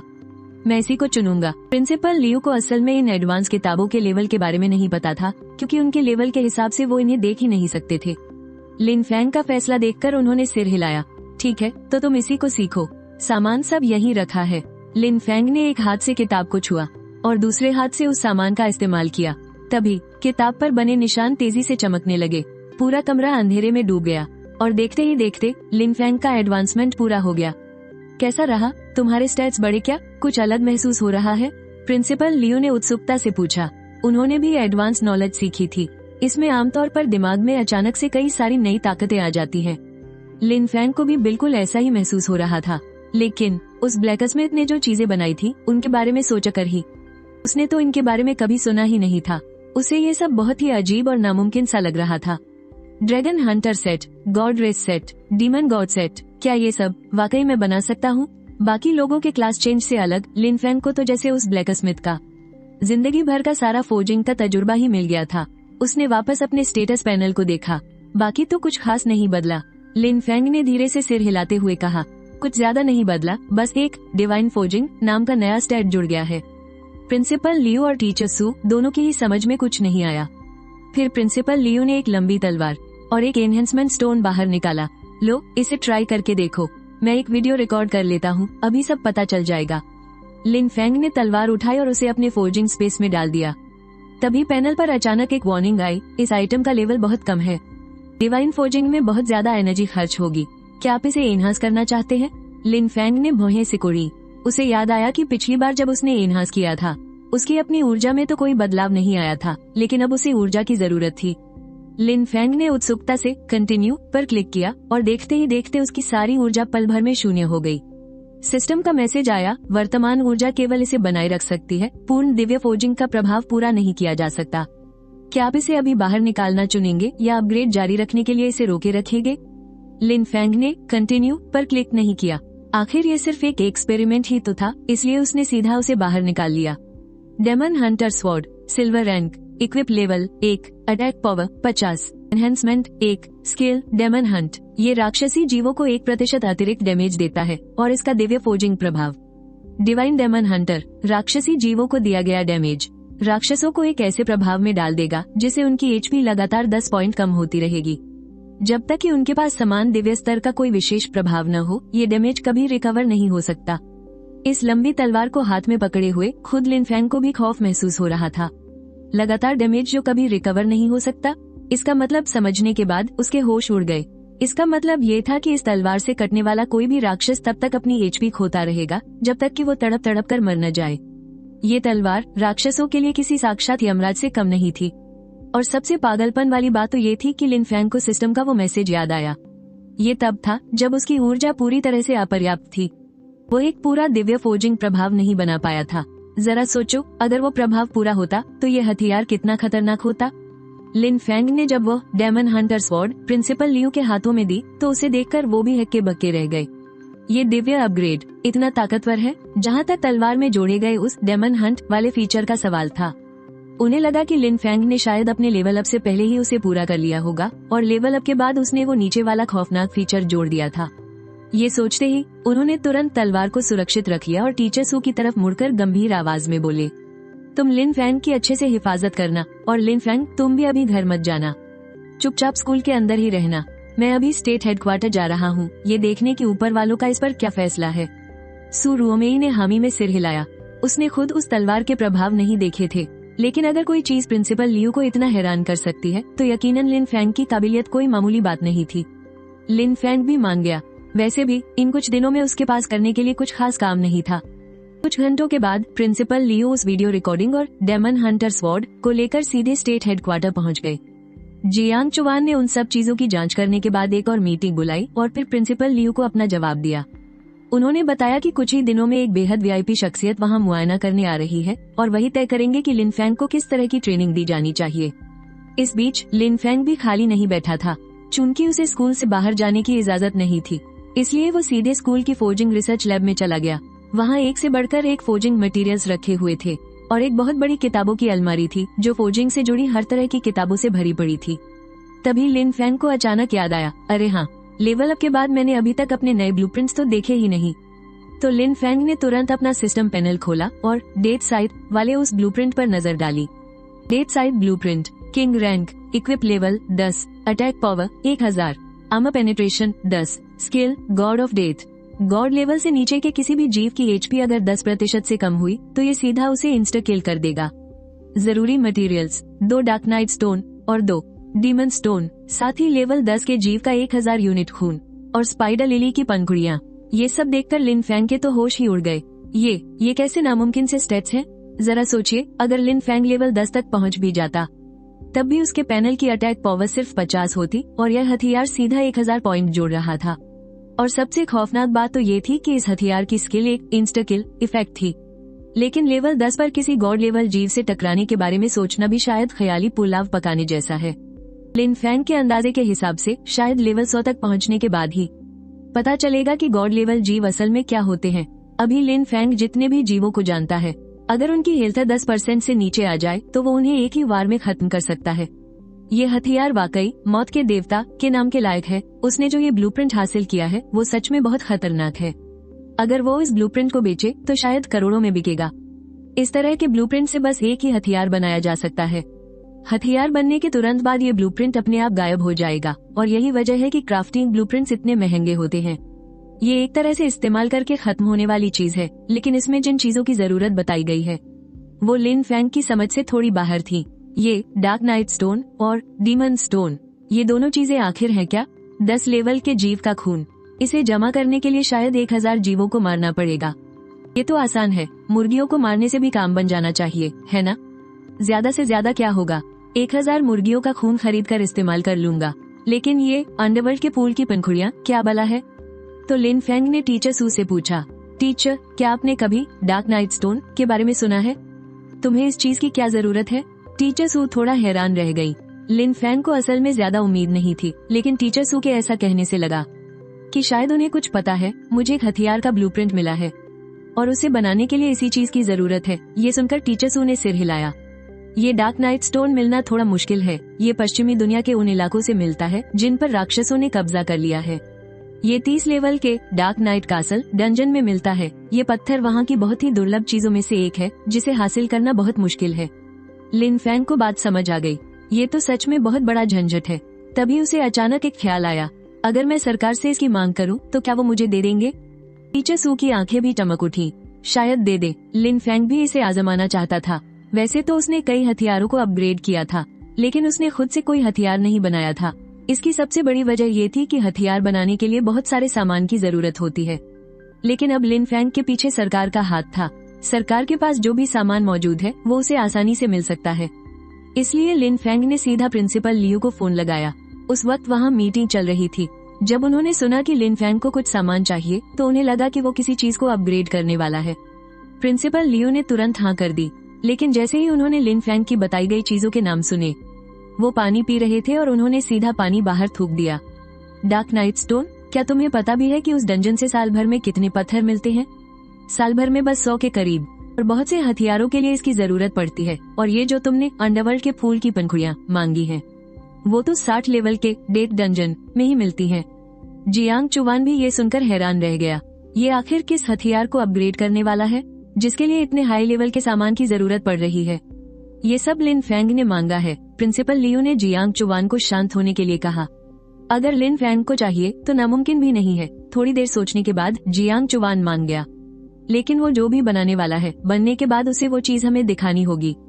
जियांग चुवान को भी ये जानने की उत्सुकता थी कि इतने सारे कीमती सामान से लिन फैंग आखिर कौन सा हथियार बनाने वाला है। अगले ही दिन लिन फैंग को 2 बक्से मिले। दोनों पर सीक्रेट मटेरियल लिखा हुआ था। बड़े बक्से में अलग अलग जीवों के खून के 100 सैंपल थे और छोटे बक्से में वो खास सामान था। अलग अलग जीवों के खून के सैंपल को उठाते हुए लिन फैंग ने शीशियों पर लगे लेबल देखे। हेलहाउंड का खून, बाकी लेबल्स पर भी अलग अलग तरह के राक्षसों के खून के सैंपल लिखे हुए थे। ऐसा लग रहा था जैसे सरकार ने इस बात का खास ध्यान रखा है कि खून से हथियार की क्वालिटी पर असर पड़ सकता है, इसलिए उन्होंने खास तौर पर हाई लेवल के जीवों के खून के सैंपल भेजे थे। लिन फैंग ने खुद से कहा, ये बात तो मेरे भी दिमाग में नहीं आई थी। उसने पहले सोचा था कि वो बस 100 मुर्गियों का खून इस्तेमाल कर लेगा। लगता है ये चीज इतनी भी आसान नहीं है। सारा सामान इकट्ठा होने के बाद लिन फैंग ने वो सब अपने क्राफ्टिंग स्पेस में डाल दिया। आधा दिन बीत जाने के बाद भी अंदर कोई हलचल नहीं थी। लिन फैंग ने ध्यान से देखा, तब उसे पता चला कि मौत की दरांती अभी आधी ही बनी थी। तब जाकर उसे समझ आया कि शायद जितने ऊंचे लेवल का हथियार होगा, उसे बनाने और अपग्रेड करने में उतना ही ज्यादा समय लगेगा। इसलिए वो सीधा सोने चला गया। अगले दिन जब वो उठा तो उसने फोर्जिंग स्पेस के अंदर देखा। वहाँ स्क्रीन पर फोर्जिंग सफल रही लिखा हुआ था। फिर उसने उसे बाहर निकाला और देखा, और देखते ही वो हक्का बक्का रह गया। Dark night sight, legendary grade. इसे इस्तेमाल करने का लेवल 10 होना चाहिए। अटैक पावर 1000, आर्मर पेनिट्रेशन 10, और इसकी स्किल है यमराज। यमराज की खासियत ये है कि 10% से कम एचपी वाले भगवान से नीचे के स्तर वाले किसी भी जीव को ये तुरंत खत्म कर सकता है। अगली स्किल है डार्क नाइट लॉर्ड। रात के समय अटैक पावर 10 बढ़ जाएगी और चांदनी रात में अटैक पावर 20 बढ़ जाएगी। इसके अलावा डिवाइन फोर्जिंग इफेक्ट के कारण चांदनी रात में हर 60 सेकंड में इस हथियार का बेस अटैक 1 बढ़ जाएगा। ये तो सच में पागलपन है। लिन फैंग को पहले से ही अंदाजा था कि उसके बनाए हुए हथियार में कुछ एक्स्ट्रा खूबियां जुड़ जाएंगी।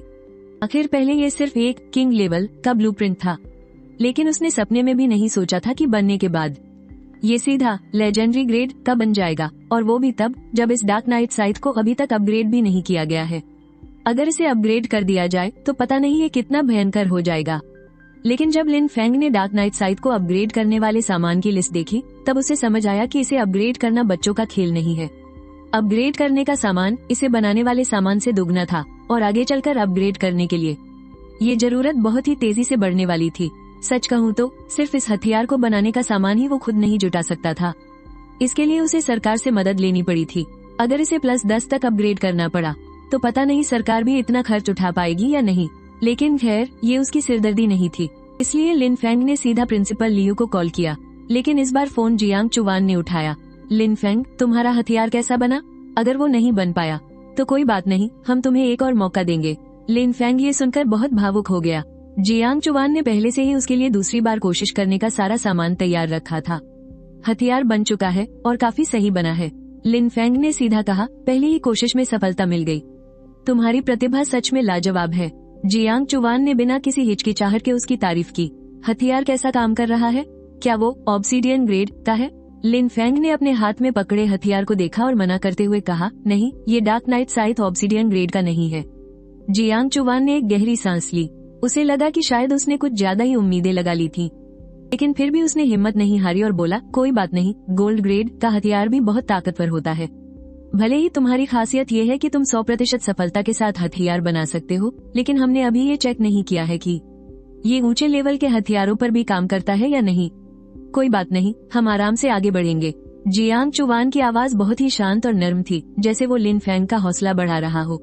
लेकिन लिन फेंग को कोई टेंशन नहीं थी। उसने कहा, ये ब्लूप्रिंट किंग लेवल का था और मेरे बनाने के बाद ये लेजेंडरी ग्रेड का बन गया है। लेजेंडरी? अरे कोई बात नहीं, ये भी बहुत अच्छा है। जियांग चुवान अभी भी उसे तसल्ली देने वाली बातें ही बोल रहा था। उसे इस बात का जरा भी अंदाजा नहीं था कि उसने क्या सुन लिया है। लेकिन उसके पास बैठे प्रिंसिपल लियू झटके से अपनी जगह से खड़े हो गए। रुको, तुमने क्या कहा? लेजेंडरी ग्रेड का हथियार? तब जाकर जियांग चुवान को बात समझ आई और वो भी हड़बड़ाकर खड़ा हो गया और उसके तो होंठ ही कांपने लगे। किसी ने नहीं सोचा था कि लिन फेंग का ब्लूप्रिंट सच में किंग लेवल का होगा, और उसे भी बड़ी हैरानी की बात तो ये थी कि लिन फेंग के बनाने के बाद वो लेजेंडरी ग्रेड का बन गया। उसने कांपती हुई आवाज में धीरे से पूछा, क्या उस हथियार की खूबी बता सकते हो? लिन फेंग को कोई ऐतराज नहीं था। उसने सीधे नाइट फैंटम साइट का असर बता दिया। जियांग चुवान को लगा जैसे उसने कुछ गलत सुन लिया हो। तुमने क्या कहा? 10% का इंस्टेंट किल इफेक्ट? जियांग चुवान का चेहरा फड़कने लगा। वो मन ही मन सोच रहा था कि यह हथियार कितना खतरनाक होगा।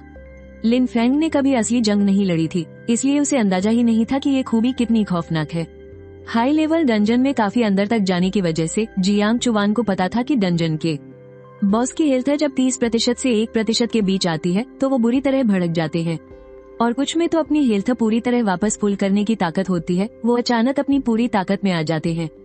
इससे पहले के सारे हमले बेकार हो जाते हैं। इसीलिए लिन फेंग की इस इंस्टेंट किल पावर के बारे में सुनकर जियांग चुवान अपनी जगह पर टिक नहीं पा रहा था। उसका बस चलता तो वो अभी उड़कर लिन फेंग के पास पहुंच जाता और उसे वो नाइट फैंटम साइट छीन लेता। लेकिन थोड़ा सोचने के बाद उसने खुद को शांत किया और बहुत ही संभल कर बड़े प्यार से पूछा, लिन फेंग, क्या तुम अपना यह हथियार कुछ समय के लिए हमें इस्तेमाल करने को दे सकते हो? बेशक, हम इसे ऐसे ही नहीं लेंगे। तुम्हें जो भी चीज चाहिए बस बेझिझक मांग लेना, हम तुम्हारी हर मांग पूरी करेंगे। सच कहें तो हथियार से ज्यादा जियांग चुवान को लिन फेंग की अहमियत समझ आ रही थी। इसका पहला ब्लूप्रिंट ही इतना खतरनाक है, न जाने जब लिन फेंग 20 लेवल का हो जाएगा या 60 लेवल तक पहुंच जाएगा तब ये कैसे ब्लूप्रिंट बनाएगा? क्या पता ये किसी दैवीय हथियार का ब्लूप्रिंट बना दे। लिन फेंग को अंदाजा नहीं था कि जियांग चुवान इसके लिए कितना तड़प रहा है। उसे बस इतना पता था कि उसका हथियार काफी ताकतवर है। ऐसा इसलिए क्योंकि लिन फेंग ने कभी असल जंग देखी ही नहीं थी। लेकिन जियांग चुवान ने सिर्फ उधार मांगा था तो उसने ज्यादा नहीं सोचा। हाँ, बिल्कुल ले सकते हैं, बस मुझे इसे वापस लौटा देना। लेकिन मैं इस गियर को और अपग्रेड करना चाहता हूँ। जियांग चुवान इसके लिए भी खुशी खुशी राजी हो गया। ऐसे इंस्टेंट किल इफेक्ट वाले हथियार को तो जितना अपग्रेड किया जाए उतना कम है। इसे अपग्रेड करना तो बनता है, क्यों न हम इसे सीधा +10 लेवल तक अपग्रेड कर दे। इसमें मटेरियल की बहुत ज्यादा जरूरत पड़ेगी, लेकिन मैं ऊपर वालों से बात कर लूंगा। जियांग चुवान को पता था कि उन थोड़े से मटेरियल्स के मुकाबले इस हथियार को उधार लेना कहीं ज्यादा जरूरी है। इस हथियार के साथ न जाने हम कितने डंजन का फर्स्ट क्लियर आसानी से जीत सकते हैं। क्या कहा? पहली बार अपग्रेड करने में ही 2 गुना मटेरियल लगेगा? तुम मजाक तो नहीं कर रहे? 10 लेवल तक अपग्रेड करने की शुरुआत के लिए ही लगभग 2000 हिस्से लग जाएंगे। अगर मुझे प्रिंसिपल लियू और लिन फेंग पर भरोसा न होता तो मुझे पक्का शक होता कि लिन फेंग इस मौके का फायदा उठाकर ज्यादा मटेरियल ऐंठने की कोशिश कर रहा है। मैंने हथियार के अपग्रेड की जरूरतें चेक की हैं, बात बिल्कुल सच है। अगर मटेरियल कम किया तो शायद इसका असर उतना अच्छा न हो। लिन फेंग को डीमन हंटर स्वॉर्ड को अपग्रेड करते वक्त मिली चेतावनी याद आ गई। वो गियर भी पूरी तरह से अपग्रेड नहीं हो पाया था। जियांग चुवान ने अपने दांत पीसते हुए कहा, मैं ऊपर बात करके देखता हूँ कि इतना मटेरियल है या नहीं, लेकिन अगर हुआ भी तो इतने कम समय में इसे इकट्ठा करना नामुमकिन है। चीजें अरेंज करने में थोड़ा वक्त लगेगा। तब तक तुम ही अपना नाइट फैंटम साइट इस्तेमाल करो। जब तुम इसे पूरा अपग्रेड कर लोगे तब हम इसे ले लेंगे। लिन फैंग मान गया और उसने फोन काट दिया। चलो, अब कम से कम मटेरियल की कमी तो नहीं होगी। इसके बाद लिन फैंग के पास करने को कुछ खास नहीं था। हथियार बनकर तैयार था, उसे सीधी एंट्री मिल गई थी, इसलिए उसे कोई परीक्षा भी नहीं देनी थी। अपग्रेड का सामान अभी इकट्ठा हो ही रहा था। उसे समझ नहीं आ रहा था कि वो इस खाली वक्त का क्या करे। तभी उसे अपने हाथ में पकड़े नाइट फैंटम साइथ का ख्याल आया और उसके हाथ खुजलाने लगे। टीचर सू, क्यों ना हम डंजन का एक चक्कर लगाएं? बिल्कुल नहीं, प्रिंसिपल लियो ने मुझे तुम्हारी हिफाजत करने को कहा है। तुम ऐसे ही कहीं भी नहीं जा सकते। टीचर सू ने बिना सोचे झट से मना कर दिया, लेकिन लिन फैंग के अंदर इतनी चुल मची थी कि वो कहाँ रुकने वाला था। अरे कुछ नहीं होगा, आप कह देना कि मैं भाग गया था और आप मेरे पीछे नहीं आ पाई। वैसे भी वो डंजन कुछ खास नहीं होगा, हम सीधे शहर से बाहर चलते हैं। बाद में आप कह देना कि मैं भागकर शहर से बाहर आ गया था और आप मुझे बचाने के लिए मेरे पीछे पीछे आ गई। लेकिन सू टीचर फिर भी नहीं मानी। तब लिन फैंग ने फिर कहा, सू टीचर, क्या आपको ये जानने की उत्सुकता नहीं है कि इस हथियार का असर कैसा है? एक बार देखकर तो बताइए। सू टीचर ने अभी तक लिन फैंग का हथियार नहीं देखा था। आजकल लिन फैंग से जुड़ी हर बात के लिए एक गुप्त समझौता साइन करना पड़ता है। वो बहुत उत्सुक थी, लेकिन खुद को रोके हुए थी। अब जब लिन फैंग खुद ही उन्हें हथियार दे रहा था तो वो भी खुद को रोक नहीं पाई। बस हाथ में लेकर एक नजर ही डाली थी कि सू टीचर हैरान रह गई। ये कैसी पागल कर देने वाली खूबियां हैं। सू टीचर को अचानक समझ आ गया कि लिन फैंग इसे आजमाने के लिए इतनी जल्दबाजी क्यों कर रहा है। उस पल सू टीचर के हाथ भी इसे चलाने के लिए मचलने लगे। सू टीचर, मान भी जाइए ना, वरना शहर से बाहर निकलने के बाद आप भी इसे आजमा कर देख लेना। लिन फैंग के हाथ इसे चलाने के लिए बेकरार थे और ये सुनकर सू टीचर की आंखों में भी चमक आ गई। ठीक है, आखिर तुम एक हथियार बनाने वाले जो हो, खुद बनाए गए हथियार को आजमाना तो बनता ही है। और फिर ये हथियार तो सच में बहुत ही खतरनाक है। शायद स्कूल के लकड़ी वाले पुतले इसकी मार न झेल पाएं। जंगली जानवरों पर आजमाना ही सही रहेगा। सू टीचर ने भी खुद को एक बहाना दे दिया। उन्होंने सोचा, इस हथियार के होते हुए अगर लिन फैंग किसी मुसीबत में फंसा तो इसे इस्तेमाल करके वो खुद 20वें लेवल के किसी योद्धा को भी टक्कर दे सकती है। स्कूल के अंदर और बाहर मौजूद गुप्त रक्षक उनकी ये बातें सुनकर एकदम निशब्द रह गए। तुम्हारा क्या ख्याल है, क्या हमें उन्हें रोकना चाहिए? ऐसा लगता है कि ये लड़का और वो टीचर शहर से बाहर जाना चाहते हैं। एक गुप्त रक्षक ने अपने ईयरपीस पर उंगली रखकर दूसरों से बात की। रहने दो, आखिर वो हथियार बनाने वाला है। अपने बनाए हथियार को आजमाना कोई गलत बात तो नहीं है। मैंने अभी अभी उन्हें कहते सुना कि वो एक लेजेंडरी यानी बहुत ही महान हथियार है। इतने साल हो गए, मैंने भी आज तक कोई लेजेंडरी हथियार नहीं देखा है। अब तो गुप्त रक्षक भी उत्सुक हो गए थे। अब तो उन्हें रोकने वाला कोई नहीं था। 1 घंटे बाद लिन फैंग शहर के बाहर पहुंच गया। जब से गेम की दुनिया ने असल दुनिया में कदम रखा था, तब से जंगल और बाहरी इलाके खूंखार राक्षसों के लिए जन्नत बन गए थे। लिन फैंग और सू टीचर का बाहर आना भी बहुत आसान रहा। वो शहर की दीवार से बस कुछ ही किलोमीटर की दूरी पर थे। ये जगह काफी सुरक्षित थी। लिन फैंग और सू टीचर ने काफी देर तक तलाश की, तब जाकर उन्हें एक जंगली जानवर मिला। नुकीले दांतों वाला खूंखार सुअर। उसका लेवल 15 था। 15वें लेवल के इस जानवर को देखकर सू टीचर के माथे पर सिलवटें पड़ गईं। उनका लेवल भी 15 ही था। हालांकि उन्होंने सिर से पैर तक सोने के बेहतरीन कवच पहन रखे थे, फिर भी उन्हें पक्का यकीन नहीं था कि वो उससे निपट पाएंगी। इसलिए सावधानी बरतते हुए सुरुओमेई ने लिन फैंग से कहा, हमें किसी और जानवर को ढूंढना चाहिए। इन सुअरों का लेवल बहुत ज्यादा है। शायद मैं खुद को तो बचा लूं, लेकिन तुम्हें सुरक्षित रखना मेरे लिए थोड़ा मुश्किल हो जाएगा। लेकिन लिन फैंग ने अपना स्टेटस पैनल देखा। देश की तरफ से मिले उस पूरे कवच की वजह से उसकी हेल्थ लगभग 10,000 के करीब थी। इसके अलावा उसका फिजिकल और मैजिकल डिफेंस, साथ ही उसका कवच सब हजारों में थे। यानी जब तक किसी के हमले की ताकत 1000 से ऊपर न हो, वो लिन फैंग का कवच भेद ही नहीं सकता था। और अगर किसी ने कवच तोड़ भी दिया तो भी उसे जिंदा रखने के लिए उसकी 10,000 हेल्थ बाकी थी। और सबसे बड़ी बात, उसके हाथ में 1000 से ज्यादा ताकत वाला हथियार था। फिर भला वो क्यों डरता? फिर उसने उस जंगली सुअर का पैनल देखा। उस सुअर के हमले की ताकत तो सिर्फ 500 ही थी। वो तो उसका कवच खरोंच तक नहीं सकता था। फिर भी लिन फैंग ने सहमति में सिर हिला दिया। ठीक है, हम कोई और ढूंढते हैं। आखिर सू टीचर ने जो मना कर दिया था। ओह, जब वो दोनों वहाँ से जाने ही वाले थे, अचानक एक जंगली सुअर ने पीछे से उन पर हमला कर दिया। खतरे का एहसास होते ही सू टीचर ने झट से लिन फैंग को धक्का देकर किनारे कर दिया। लेकिन जैसे ही उन्होंने उसे धक्का दिया, कुछ और जंगली सुअरों ने हमला कर दिया और वो सीधे लिन फैंग की तरफ दौड़े चले आ रहे थे। छुपकर देख रहे गुप्त रक्षक बीच बचाव करने ही वाले थे कि तभी लिन फैंग ने अनजाने में ही अपने हाथ में पकड़ी दरांती और हथौड़ा हवा में घुमा दिया। और फिर वो जंगली सुअर बस उसकी दरांती से हल्के से टकराई ही थे कि पलक झपकते ही उसके दांत कट गए और फिर सिर और धड़ बड़ी आसानी से अलग हो गए। जमीन पर गिरते ही वो ढेर हो गया और अंधेरे में छुपे रक्षकों को तो हिलने तक का मौका नहीं मिला। उनके पास लिन फैंग को बिना एक खरोंच आए बचाने के 10,000 तरीके थे, लेकिन किसी ने नहीं सोचा था कि लिन फैंग बस बचाव के लिए दरांती पकड़े खड़ा रहेगा और जंगली सुअर खुद ही उससे टकराकर जान दे देगा। एक ही झटके में मौत, चाहे वो अंधेरे में छुपे रक्षक हो या फिर टीचर सू, सबके सब बुत बनकर अपनी जगह पर सन रह गए। उन्हें लगा था कि लिन फैंग का हथियार ताकतवर है, पर ये नहीं पता था कि इतना भयंकर होगा। वो 15 लेवल का खूंखार मॉन्स्टर था। 15 लेवल का कोई योद्धा भी उसे इतनी आसानी से नहीं हरा पाता। लिन फैंग ने अपनी दरांती को देखा और बहुत ही मासूमियत से पलकें झपकाई, लेकिन अभी खतरा टला नहीं था। कुछ और जंगली सुअर अभी भी पागलों की तरह उसकी तरफ दौड़ते आ रहे थे। अपनी असली ताकत को समझ चुका लिन फैंग सबसे पहले हरकत में आया। वो टीचर सू के आगे आया और अपनी दरांती हवा में उठाई, और जैसे ही दरांती नीचे गिरी, सामने से आता हुआ सुअर पल भर में ढेर हो गया। क्या ये सच में कोई लाइफस्टाइल क्लास है? ऐसा क्यों लग रहा है कि ये तो हमसे भी ज्यादा खूंखार है। बेचारों सुअरों की तो शामत ही आ गई। ये देखकर छुपे हुए रक्षक वापस अंधेरे में गायब हो गए और हैरान होकर लिन फैंग को मॉन्स्टर्स का सफाया करते देखने लगे। बस पलक झपकते ही उन जंगली सुअरों के झुंड का नामोनिशान मिट गया, यहाँ तक कि उनसे कुछ गियर्स भी ड्रॉप हुए थे। टीचर सू, आप ठीक तो है ना? लिन फैंग ने फिक्र करते हुए पूछा। सू रुओमेई जैसे किसी झटके से होश में आई। वो अंदर ही अंदर खुद को कोसने लगी। मैं ये क्या कर रही हूँ? मुझे लिन फैंग की हिफाजत करनी थी, लेकिन यहाँ तो उल्टा उसी ने मुझे बचा लिया। मैं ठीक हूँ, पर तुम इतने खतरनाक कैसे हो सकते हो यार? होश में आने के बाद सू रुओमेई ने तुरंत पूछा। लिन फैंग ने अपना सिर खुजलाया। अपने हाथों में दरांती और हथौड़ा देखकर उसे अचानक एक समाजवादी देश की याद आ गई। उसके मुंह से अचानक निकल पड़ा, शायद यही मजदूरों और किसानों की असली ताकत है। वैसे एक बात है, तुम्हारी लाइफस्टाइल क्लास होने का एक फायदा तो है। तुम्हें हथियारों की पाबंदी की कोई फिक्र नहीं है। जो हाथ लगे उसे इस्तेमाल कर सकते हो। इस मामले में तो तुमने बड़े बड़े लड़ाकों को भी पीछे छोड़ दिया है। सू रुओमेई ने बहुत ही संजीदगी से कहा। बात तो सही है। लिन फैंग की आंखों में चमक आ गई। अगर मैं अपने साथ कुछ और हथियार रख लूं तो मेरा अटैक पावर उन कॉम्बैट क्लास वालों की तो धज्जियां उड़ा देगा। मैं तो बिल्कुल एक चलता फिरता मॉन्स्टर बन जाऊंगा।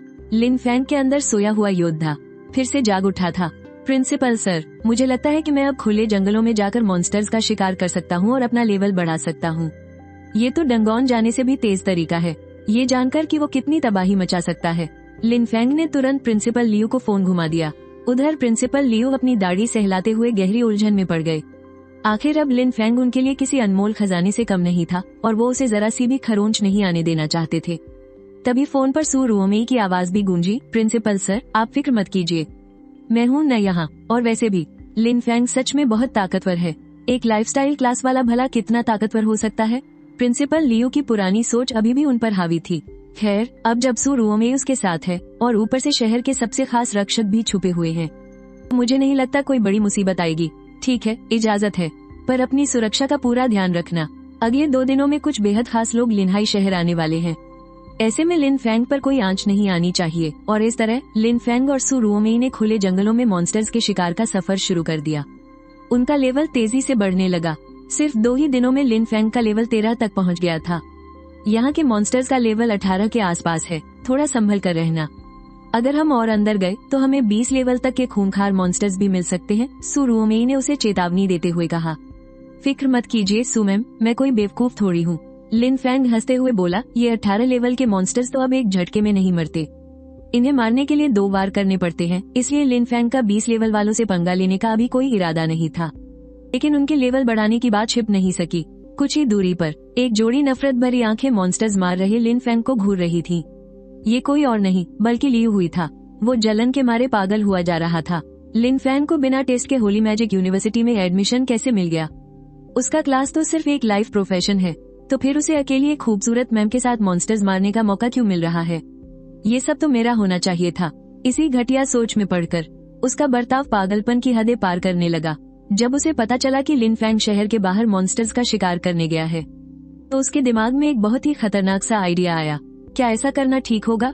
लियू हुई के पीछे 20 लेवल के 2 भाड़े के गुंडे भी चल रहे थे, जिन्हें उसने पैसे देकर बुलाया था। इस वक्त वो गुंडे भी काफी डरे हुए थे। आखिर अपने ही इंसानी भाइयों पर हमला करना कोई छोटा मोटा जुर्म नहीं था। तुम लोगों को जो कहा है बस वो करो। सिर्फ मॉन्स्टर्स को भड़का कर ही तो लाना है। किसी को क्या ही पता चलेगा कि ये हमने किया है। लियू हुई ने बड़ी ही बेरहमी से कहा। उन दोनों गुंडों ने पैसे ले लिए थे, इसलिए उन्होंने भी मन मारकर हाँ कर दी। वो जल्दी ही 20 लेवल वाले मॉन्स्टर्स के इलाके में घुस गए। और 20 लेवल वाले ब्लैक हॉर्न बुल्स के एक झुंड को भड़काने के बाद वो मुड़कर वहाँ से भाग निकले। उनके भागने की दिशा वही थी जहाँ लिन फेंग अपना लेवल बढ़ा रहा था। तभी जमीन जोरों से कांपने लगी। लिन फेंग ने हैरानी से अपना सिर उठाया। हे भगवान, जल्दी भागो यहाँ से। सु रुओमेई के चेहरे का रंग पल भर में उड़ गया। उनकी तरफ पागलों की तरह दौड़ते हुए जो आ रहे थे वो 20 लेवल वाले ब्लैक हॉर्न बुल्स का पूरा झुंड था।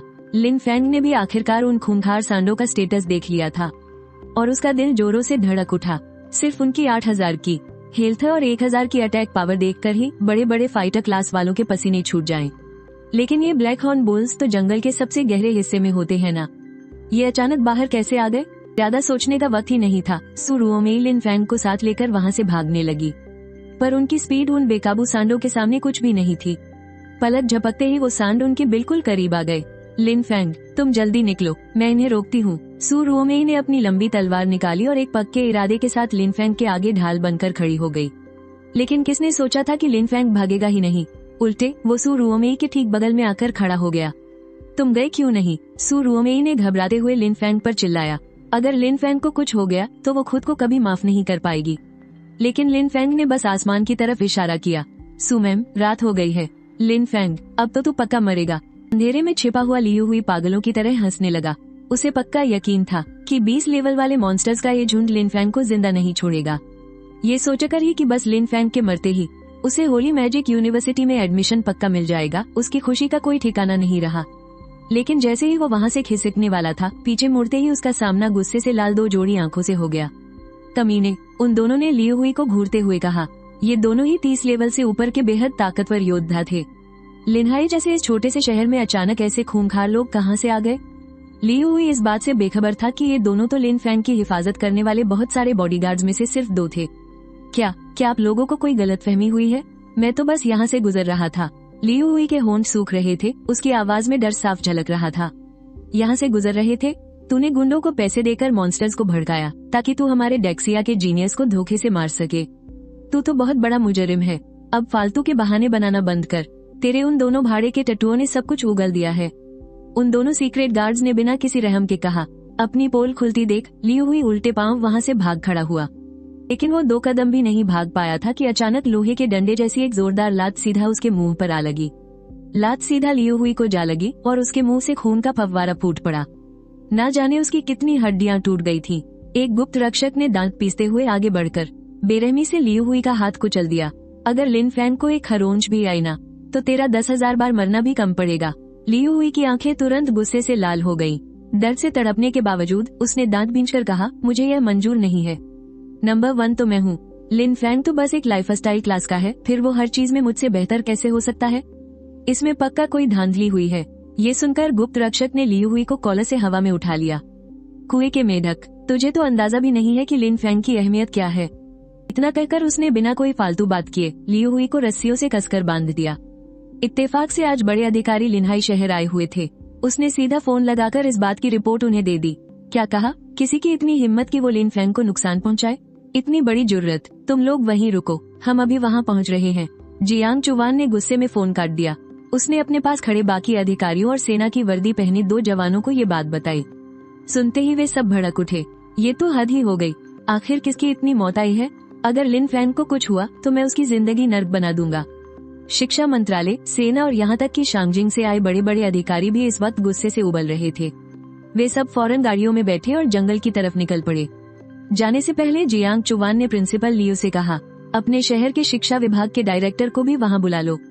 उसे कहना कि हम उसका इंतजार कर रहे हैं। इतना कहकर वो पूरे ताव के साथ वहाँ से निकल गया। प्रिंसिपल लियू ने घबराहट से अपना पसीना पोंछा।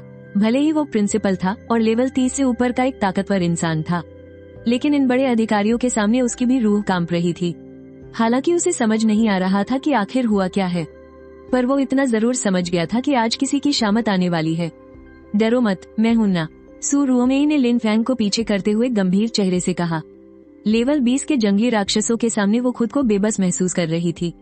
वो बस लिन फेंग को बचाते हुए लगातार पीछे हट सकती थी। लिन फेंग भी मन ही मन अपनी किस्मत को कोस रहा था। आमतौर पर इतने ऊंचे लेवल के राक्षस अपना इलाका छोड़कर यूं ही बाहर नहीं आते।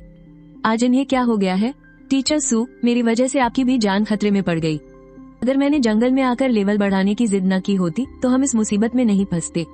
लिन फैंग खुद को बुरी तरह कोस रहा था। ये तुम्हारी गलती नहीं है, कोई जानबूझकर तुम्हें मारना चाहता है। तभी अचानक एक आवाज गूंजी और अगले ही पल कुछ ही दूरी पर 3 लोग प्रकट हुए। उनमें से एक भूत की तरह फुर्तीला था, जो चुपचाप लिन फैंग के सामने आ खड़ा हुआ। दूसरा बिजली की तरह तेज था, जिसकी हर हरकत में भयानक ताकत झलक रही थी। और तीसरा हवा में तैरते हुए बेहद शानदार अंदाज में नीचे उतरा, जिसके हाथ में एक लंबी तलवार थी, मानो वो कोई माहिर तलवारबाज हो। लिन फैंग ये देखकर हैरान रह गया कि इन लोगों की ताकत का आभास तो प्रिंसिपल लियू की टक्कर का था। ये तीनों लेवल 30 से ऊपर के खतरनाक योद्धा थे। इससे पहले कि लिन फैंग कुछ और सोच पाता, उनमें से एक इंसान धीरे से उसके पास आया और तसल्ली देते हुए उसका कंधा थपथपाया। जब तक हम यहाँ हैं, तुम पर कोई आंच नहीं आएगी। सू रुओमेई ने जब इन लोगों के कपड़े देखे तो वो पूरी तरह सन रह गई। तुम गुप्त रक्षक हो? सबको पता था कि दाशिया साम्राज्य में गुप्त रक्षक एक खास खुफिया विभाग है, जो बड़े अधिकारियों या खास ऑपरेशंस के लिए बना है। ये कहना गलत नहीं होगा कि पूरे दाशिया में ऐसे बहुत ही कम लोग हैं जिन्हें इन गुप्त रक्षकों की सुरक्षा नसीब होती है। ये देखते ही उसे सारी बात समझ में आ गई। इसका मतलब ये लोग शुरू से ही साई की तरह लिन फैंग की हिफाजत कर रहे थे। अगर अभी से इसे गुप्त रक्षकों की जरूरत पड़ रही है, तो सू रुओमेई ने हैरानी से लिन फैंग की तरफ देखा। इसके भविष्य का तो कोई अंदाजा भी नहीं लगा सकता।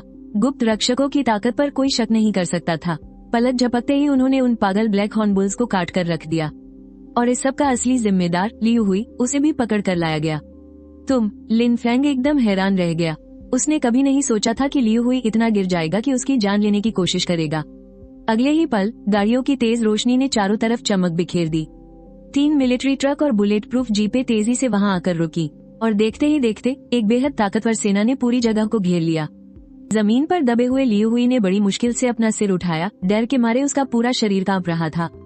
उसने अपनी पूरी जिंदगी में इतने सारे बड़े लोगों को एक साथ कभी नहीं देखा था। जीप से उतरने वाला पहला इंसान ऐसा था जिसे वो बहुत अच्छे से जानता था। वो राज्य के शिक्षा मंत्री जियांग चुवान थे और उनके साथ शिक्षा विभाग के दूसरे बड़े अधिकारी भी थे। दूसरी गाड़ियों से जो उतरे वो सब फौजी थे और लियू हुई के सामने जो खड़ा था वो कोई और नहीं बल्कि देश के महान नायकों में से एक था, मेजर जनरल शेन चाओ, लेवल 78 के सबसे ताकतवर इंसान। उनके साथ सेना के और भी कई बड़े अफसर थे, जिनमें सबसे छोटी रैंक वाला भी मेजर के पद पर था। ये सब वो बड़ी हस्तियां थीं, जिनसे मिलने या उन्हें रिश्वत देने के लिए भी लियू हुई के पिता को कोई रास्ता नहीं मिलता था। पर हैरानी की बात ये थी कि वे लोग भी आज के मुख्य मेहमान नहीं थे। सबसे आखिर में गाड़ी से जो इंसान उतरा वो सफेद बालों वाला एक बहुत ही शांत और दयालु दिखने वाला बुजुर्ग था। उस बुजुर्ग को देखते ही लियू हुई को लगा जैसे उसके ऊपर आसमान ही टूट पड़ा हो, क्योंकि वो बुजुर्ग कोई और नहीं बल्कि जियांगन प्रांत के गवर्नर जो हाओयू थे। एक ऐसा इंसान जो पूरे राज्य का सबसे बड़ा अधिकारी था। भले ही मैंने कोई बहुत बड़ा गुनाह कर दिया हो, लेकिन इसके लिए इतने सारे बड़े लोगों के एक साथ आने की क्या जरूरत थी? लियू हुई की आंखें फटी की फटी रह गईं। उसे कुछ समझ ही नहीं आ रहा था कि आखिर चल क्या रहा है। पर असली झटका तो उसे अब लगने वाला था। गवर्नर जो हाओयू ने मुस्कुराते हुए आगे बढ़कर खुद लिन फैंग से हाथ मिलाया। मेरे युवा दोस्त, तुम ठीक तो हो ना? लिन फैंग जानता था कि उसके सामने खुद गवर्नर खड़े हैं। ये सोचकर ही उसका दिल जोरों से धड़कने लगा। उसने सपने में भी नहीं सोचा था कि गवर्नर खुद चलकर उसके लिए यहाँ आएंगे। फिर भी लिन फैंग ने खुद को शांत रखा और कहा, मेरी इतनी परवाह करने के लिए बहुत बहुत शुक्रिया सर, मैं बिल्कुल ठीक हूँ। उसी वक्त शेन चाओ और जियांग चुवान भी वहाँ आ गए और उन्होंने भी बड़ी ही नरमी से लिन फैंग का हालचाल पूछा। उनका अंदाज ऐसा था जैसे लिन फैंग उनका अपना सगा बेटा हो। तभी सीक्रेट गार्ड्स लियू हुई को खींचते हुए वहाँ ले आए और उन्होंने रिपोर्ट दी, गवर्नर साहब, आज जो कुछ भी हुआ है उस सब की जड़ यही इंसान है। लियू हुई तो बस यही चाहता था कि जमीन फटे और वो उसमें समा जाए। उसका डर अब अपनी सारी हदें पार कर चुका था। पर गवर्नर ने उसे बस एक ठंडी और बेरुखी भरी नजर से देखा और बोले, चूंकि हमारे छात्र लिन फैंग सुरक्षित हैं, तो अब हमें लौट चलना चाहिए। इस जंगल में रात बिताना कोई समझदारी की बात नहीं है। जो हाओयू ने मुस्कुराते हुए कहा और वहाँ मौजूद सब लोगों ने हामी भरते हुए सिर हिलाया। आखिरकार पूरे जियांगन प्रांत में उन्हीं का ही तो हुक्म चलता था। जल्दी ही लिन फैंग को बड़े सम्मान के साथ गाड़ी में बैठाया गया और वो भी सीधा गवर्नर जो हाओयू की ही गाड़ी में। वहीं दूसरी तरफ लियू हुई को किसी कचरे की तरह ट्रक के पीछे फेंक दिया गया, जहां सबसे खूंखार सैनिक उस पर नजर रखे हुए थे। वापस स्कूल पहुंचने के बाद गवर्नर और बाकी सब प्रिंसिपल के ऑफिस में गए। लियू हुई को भी घसीटते हुए वहीं लाया गया। वो डर के मारे एक कोने में दुबका बैठा था, लेकिन उसके अंदर एक सवाल उसे खाए जा रहा था कि आखिर लिन फैंग ने ऐसा क्या किया है जिसकी वजह से इतने सारे बड़े बड़े लोग उसे ऐसा वीआईपी ट्रीटमेंट दे रहे हैं। तभी अचानक दरवाजे से कोई लड़खड़ाता और गिरता पड़ता अंदर की तरफ भागा चला आया। वो कोई और नहीं, लियू हुई का पिता लियू झिजियान था। एक ही कमरे में इतने सारे ताकतवर लोगों को एक साथ देखकर लियू झिजियान की घबराहट के मारे हालत खराब हो गई और उसके माथे से पसीना टपकने लगा। उसे तो अभी तक ये भी नहीं पता था कि आखिर हुआ क्या है। उसे बस अचानक से यहाँ बुलावा भेज दिया गया था। शिक्षा मंत्री जियांग चुवान ने एक ठंडी मुस्कान के साथ कहा, लियू झिजियान, मानना पड़ेगा, तुम्हारा बेटा बहुत ही होनहार है। लियू झिजियान को उनकी बातों में छिपा ताना साफ सुनाई दे रहा था। उसने जैसे ही मुड़कर देखा तो उसे लियू हुई एक कोने में बंधा हुआ जमीन पर बैठा दिखा, जिसके ऊपर देखने की भी हिम्मत नहीं हो रही थी। एक ही नजर में साफ था कि उसने कोई बहुत बड़ा कांड कर दिया है। तू नालायक कहीं का। लियू झिजियान गुस्से से आग बबूला हो उठा। उसने जोर की एक लात मारकर लियू हुई को जमीन पर गिरा दिया और फिर तुरंत मुड़कर अधिकारियों के सामने गिड़गिड़ाने वाले अंदाज में हाथ जोड़िए, सर, ये सब मेरी ही गलती है कि मैं उसे तमीज नहीं सिखा पाया। अगर इस बेवकूफ ने आप लोगों की शान में कोई गुस्ताखी की है तो मैं आप सभी से हाथ जोड़कर माफी मांगता हूँ। इस पर मेजर जनरल शेन चाओ ने गुस्से से फुफकारते हुए कहा, हमसे बदतमीजी करना कोई गुनाह नहीं है, लेकिन तुम्हारे इस बेटे की सोच बहुत ही छोटी और घटिया है। हमारे देश के अनमोल रत्न को नुकसान पहुंचाने की जुर्रत, इसकी क्या सजा होनी चाहिए? लियू झिजियान की आंखें अचानक फटी की फटी रह गई और वो अविश्वास से अपने बेटे को देखने लगा। तूने ऐसा काम किया, कमीने। उसे समझ आ गया था कि अब उसका खेल खत्म है। इतने सारे बड़े लोगों के होते हुए अब कोई जुगाड़ भी काम नहीं आने वाला था। तभी जोऊ हाओयू ने बोलना शुरू किया, लिन फेंग, सब कहते हैं कि तुम्हारी काबिलियत बेमिसाल है, क्या मुझे भी इसका कमाल देखने का मौका मिलेगा? लिन फेंग समझ गया था कि अभी जो भी ड्रामा हुआ वो सब उसी को दिखाने के लिए था। वो उसे बताना चाहते थे कि देश के लिए वो कितना अहम है। सच में इस तरह वीआईपी प्रोटेक्शन मिलने का एहसास ही कुछ और है, और अब उसे खुद को साबित करना था। बिल्कुल, क्यों नहीं। अगले ही पल कुछ सैनिक अंदर आए और अपने साथ एक बक्सा लेकर आए। बक्सा खुला तो उसमें ढेरों क्राफ्टिंग मटेरियल और अपग्रेड स्टोन भरे थे। साथ ही एक धनुष भी लाया गया था। Wind bow, diamond level, equip level 40, attack power 4000, attack speed 6 और इसका स्किल है son of wind plus 10 attack speed. Lin Feng ने धनुष के स्टैट्स देखे। लेवल तो हाई था लेकिन स्टैट्स एकदम नॉर्मल थे। उसने बिना झिझके बक्से में से एक अपग्रेड स्टोन उठाया और साथ में कुछ और मटेरियल भी लिए। फिर उसने मन ही मन कहा, अपग्रेड। धनुष और सारा मटेरियल उसके फोर्जिंग स्पेस में गायब हो गया। कमरे में एकदम सन्नाटा छा गया। सब मारे टेंशन के अपनी सांसें रोके हुए थे। बस कुछ ही मिनटों की बात थी। लिन फेंग को डिंग की आवाज सुनाई दी और वो समझ गया कि अपग्रेड पूरा हो चुका है। गॉड सीलिंग बो, किंग लेवल, इक्विप लेवल 40 और अपग्रेड लेवल 1, अटैक पावर 14000 और attack speed 60, skill God ceiling plus 200 attack speed.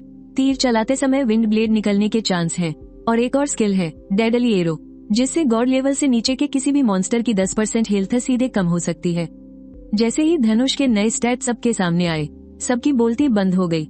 Liu हुई ने भी इसे देखा और अब जाकर उसे समझ में आया कि इतने सारे वीआईपी लोग लिन फेंग से मिलने क्यों आए थे और क्यों उसे सीधा एडमिशन मिला था। उसका चेहरा पीला पड़ गया और वो वहीं जमीन पर धड़ाम से गिर पड़ा। जब लिन फेंग ने अपना काम खत्म किया और सबको उसके स्टैट्स दिखाए तो वहाँ मौजूद हर इंसान के होश उड़ गए। बिना किसी शक के ये 40 लेवल का हथियार 60 लेवल के लेजेंडरी वेपन को भी टक्कर दे सकता था। अटैक पावर सीधे 10,000 बढ़ गई थी और अटैक स्पीड तो दोगुनी हो चुकी थी। लेकिन सबसे कमाल की चीज थी वो डेडली एरो स्किल। ये तो बॉस को मारने के लिए एकदम परफेक्ट था। क्या ये सच में सिर्फ 40 लेवल का हथियार है? शेन चाओ ने कांपते हाथों से वो धनुष लिया। उसके अंदर मानो भावनाओं का तूफान उठ रहा था। हालांकि इस पर लिखा था कि ये गॉड लेवल से नीचे के मॉन्स्टर्स पर काम करेगा, फिर भी वो इसे एक बार टेस्ट करना चाहता था। स्वान सिटी का वो हाई लेवल डंजन अभी तक कोई क्लियर नहीं कर पाया है, क्यों ना इस धनुष से वहाँ ट्राई किया जाए। शेन चाओ का खून खौलने लगा था। उधर जियांग चुवान भी खुशी से पागल हो रहा था। गवर्नर सर, आपने देखा ना, ये है लिन फेंग का असली जलवा। लेकिन लिन फेंग ने थोड़ी निराशा से अपना सिर हिलाया। अफसोस, डिवाइन फोर्जिंग ट्रिगर नहीं हुआ, वरना ये और भी ज्यादा पावरफुल होता। ये सुनकर शेन चाओ की आंखें फटी की फटी रह गई। बहुत है भाई, सच में इतना ही बहुत है। क्या ये कम पावरफुल है? उसका बस नहीं चल रहा था कि वो अभी के अभी इस धनुष को बॉर्डर पर खड़े अपने आर्चर्स के हाथ में थमा दे, ताकि वो जाकर उस हाई लेवल डंजन की धज्जियां उड़ा दे। वैसे भी अभी पूरे जियांगनान प्रांत में कई हाई लेवल डंजियंस को पार करना बाकी है। पूरे देश की बात करें तो ऐसे अनगिनत डंजियंस हैं, लेकिन लिन फेंग हमारे जियांगनान प्रांत का होनहार टैलेंट है। तो उसके अपग्रेड किए हुए हथियारों से सबसे पहले जियांगनान प्रांत की आर्मी को ही लैस किया जाना चाहिए। अगर डंजियंस में लड़ने वाले हर योद्धा के पास ऐसा शानदार गियर हो तो फिर डरने की क्या बात है। सबसे बड़ी बात तो यह है कि इतनी कमाल की स्किल्स को अपग्रेड करने वाला लिन फेंग खुद इस नतीजे से खुश नहीं लग रहा। गवर्नर साहब, क्या आप मुझे और हथियार दे सकते हैं? मैं पक्का इससे भी कहीं ज्यादा खतरनाक वेपन्स बनाकर दिखाऊंगा। लियू हुई का चेहरा तो एकदम पीला पड़ गया था। उसे अब जाकर लिन फैंग की अहमियत समझ में आ रही थी। ऐसा टैलेंट पूरे दाशिया देश के लिए किसी अनमोल रत्न से कम नहीं है, और वो बेवकूफ उसी को फंसाने की कोशिश कर रहा था। अब तो वो पछतावे की आग में जल रहा था। अपने बेटे की हालत देखकर लियू झिजियान को कुछ गड़बड़ होने का अंदाजा लग गया। उसने धीमी आवाज में प्रिंसिपल लियू से पूछा, कहीं मेरे बेटे ने लिन फैंग को नुकसान पहुंचाने की कोशिश तो नहीं की? प्रिंसिपल लियू ने उसे गुस्से से घूरते हुए कहा, बिल्कुल, अब तुम ही सोच लो कि लिन फैंग से माफी कैसे मांगनी है। लियू झिजियान तो जैसे सदमे में आ गया। उसका मन कर रहा था कि वो अपने ही हाथों से लियू हुई का गला घोट दे। उसने पहले ही मना किया था कि लिन फैंग से पंगा मत लेना, लेकिन ये नालायक सुना ही नहीं। जो हाओयू ने लिन फैंग की काबिलियत अपनी आंखों से देखी थी। वो मुस्कुराते हुए आगे बढ़ा और उसकी पीठ थपथपाई। तुमने बहुत बढ़िया काम किया है लड़के। मुझे तुम्हारे अंदर हमारे देश का उज्जवल भविष्य नजर आता है। तुम फिक्र मत करो, इस बार हम अपने साथ तुम्हारी प्रैक्टिस के लिए ढेर सारे वेपन्स और मटेरियल्स लेकर आए हैं। बाकी किसी चीज की टेंशन मत लेना। लिन फैंग खुशी से झूम उठा और तेजी से सिर हिलाते हुए बोला, जी मैं समझ गया। भले ही उसके अपग्रेड और फोर्जिंग कभी फेल नहीं होते थे, लेकिन स्पेशल स्किल्स और डिवाइन फोर्जिंग के लिए थोड़ा लक भी चाहिए होता था। अगर तुम्हें कुछ भी चाहिए हो तो सीधा हमसे बात करना, हम तुम्हारी हर जरूरत पूरी करेंगे। जो हाओयू ने प्यार से समझाते हुए कहा और फिर लियू हुई और उसके पिता की तरफ मुड़ा। तुमने हमारे देश के सबसे अनमोल हीरे पर हाथ डालने की जुर्रत की। तुम लोग इसी लायक हो कि तुम्हें कुचल दिया जाए। कानून के मुताबिक इस हरकत के लिए तुम पर देशद्रोह का मुकदमा चलेगा। ये सुनते ही लियू हुई की आंखें फटी की फटी रह गईं। उसके होंठ कांप रहे थे। वो कुछ बोलना चाहता था। देश की सुरक्षा को खतरे में डालना, अगर उसे फांसी नहीं भी हुई तो भी वो पूरी जिंदगी जेल की रोटियां तोड़ेगा। नहीं, ऐसा मत करो पापा, मुझे बचा लीजिए। लियू हुई जमीन पर रेंगने लगा। तभी गार्ड्स ने उसे घसीटकर बाहर निकाल दिया। लियू झिजियान के माथे पर पसीने की बूंदें चमक रही थी। उसकी तो एक लफ्ज भी बोलने की हिम्मत नहीं हो रही थी। जियांग चुवान ने गुस्से से फुफकारते हुए कहा, जिसका बेटा ऐसा दरिंदा हो, उसका बाप भी कोई दूध का धुला नहीं होगा। कल ही अपना बोरिया बिस्तर बांधना और घर निकल जाना। सिर्फ एक ही बात ने लियू झिजियान की नौकरी छीन ली। वो लड़खड़ाते कदमों से वहाँ से भाग खड़ा हुआ। आज का मकसद पूरा हो चुका था और जो हाओयू का मूड एकदम झक्कास था। लिन फैंग, आज से तुम मेरे छोटे भाई जैसे हो। ये मेरा पर्सनल नंबर है। जब भी कोई काम हो बेझिझक अपने इस बड़े भाई को कॉल कर लेना। उसने अपना बिजनेस कार्ड लिन फैंग को थमा दिया। लिन फैंग थोड़ा हैरान था। बड़ा भाई? अरे ये रिश्ता कुछ ज्यादा ही जल्दी नहीं बन गया? लिन फैंग की जादुई ताकत अपनी आंखों से देखने के बाद वहाँ मौजूद सभी वीआईपी लोगों को उसकी अहमियत का अंदाजा हो गया था। सबके सब उससे जान पहचान बढ़ाने के लिए आगे आने लगे और ये सिलसिला आधी रात तक चलता रहा। आखिरकार मिलिट्री ने कुछ जवानों को लिन फैंग को घर छोड़ने के लिए भेजा। जब वो घर पहुंचा तो सेना के जवानों को अपने भाई के साथ देखकर लिन शियाजियाओ तो बुरी तरह डर गई। भैया, आपने ऐसा क्या कांड कर दिया? ये मिलिट्री वाले यहाँ क्या कर रहे हैं? लिन शियाजियाओ तो बस रोने ही वाली थी। उसे देखकर लिन फैंग को समझ नहीं आ रहा था कि वो हंसे या रोए। अरे तुम कभी मेरे बारे में कुछ अच्छा नहीं सोच सकती क्या? लिन फैंग ने अपनी बहन को सब समझाया, लेकिन उसे फिर भी यकीन नहीं हो रहा था। कोई बात नहीं भैया, जब मैं बड़ी हो जाऊंगी ना तो मैं आपको बचाऊंगी। मार खानी है क्या? लिन फैंग को हल्की सी झल्लाहट हुई। ये लड़की तो दिन ब दिन और भी बदमाश होती जा रही है। अगले दिन जब लिन फैंग उठा तो वो कल की बातें बिल्कुल नहीं भूला था। गवर्नर ने खुद कहा था कि वो उसे प्रैक्टिस के लिए ढेर सारे गियर्स और एनहेंसमेंट स्टोन भेजेंगे। उससे तो अब सब्र ही नहीं हो रहा था।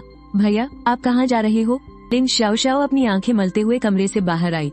मैं स्कूल जा रहा हूँ, तुम अपने लिए कुछ बनाकर खा लेना, लिन फैंग ने मुस्कुराते हुए कहा।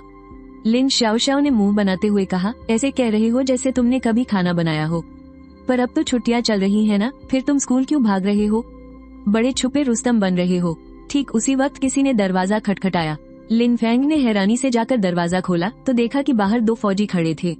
लिन फैंग, मुझे अंदाजा था कि तुम उठने वाले होगे, इसलिए मैं तुम्हारे लिए नाश्ता ले आया।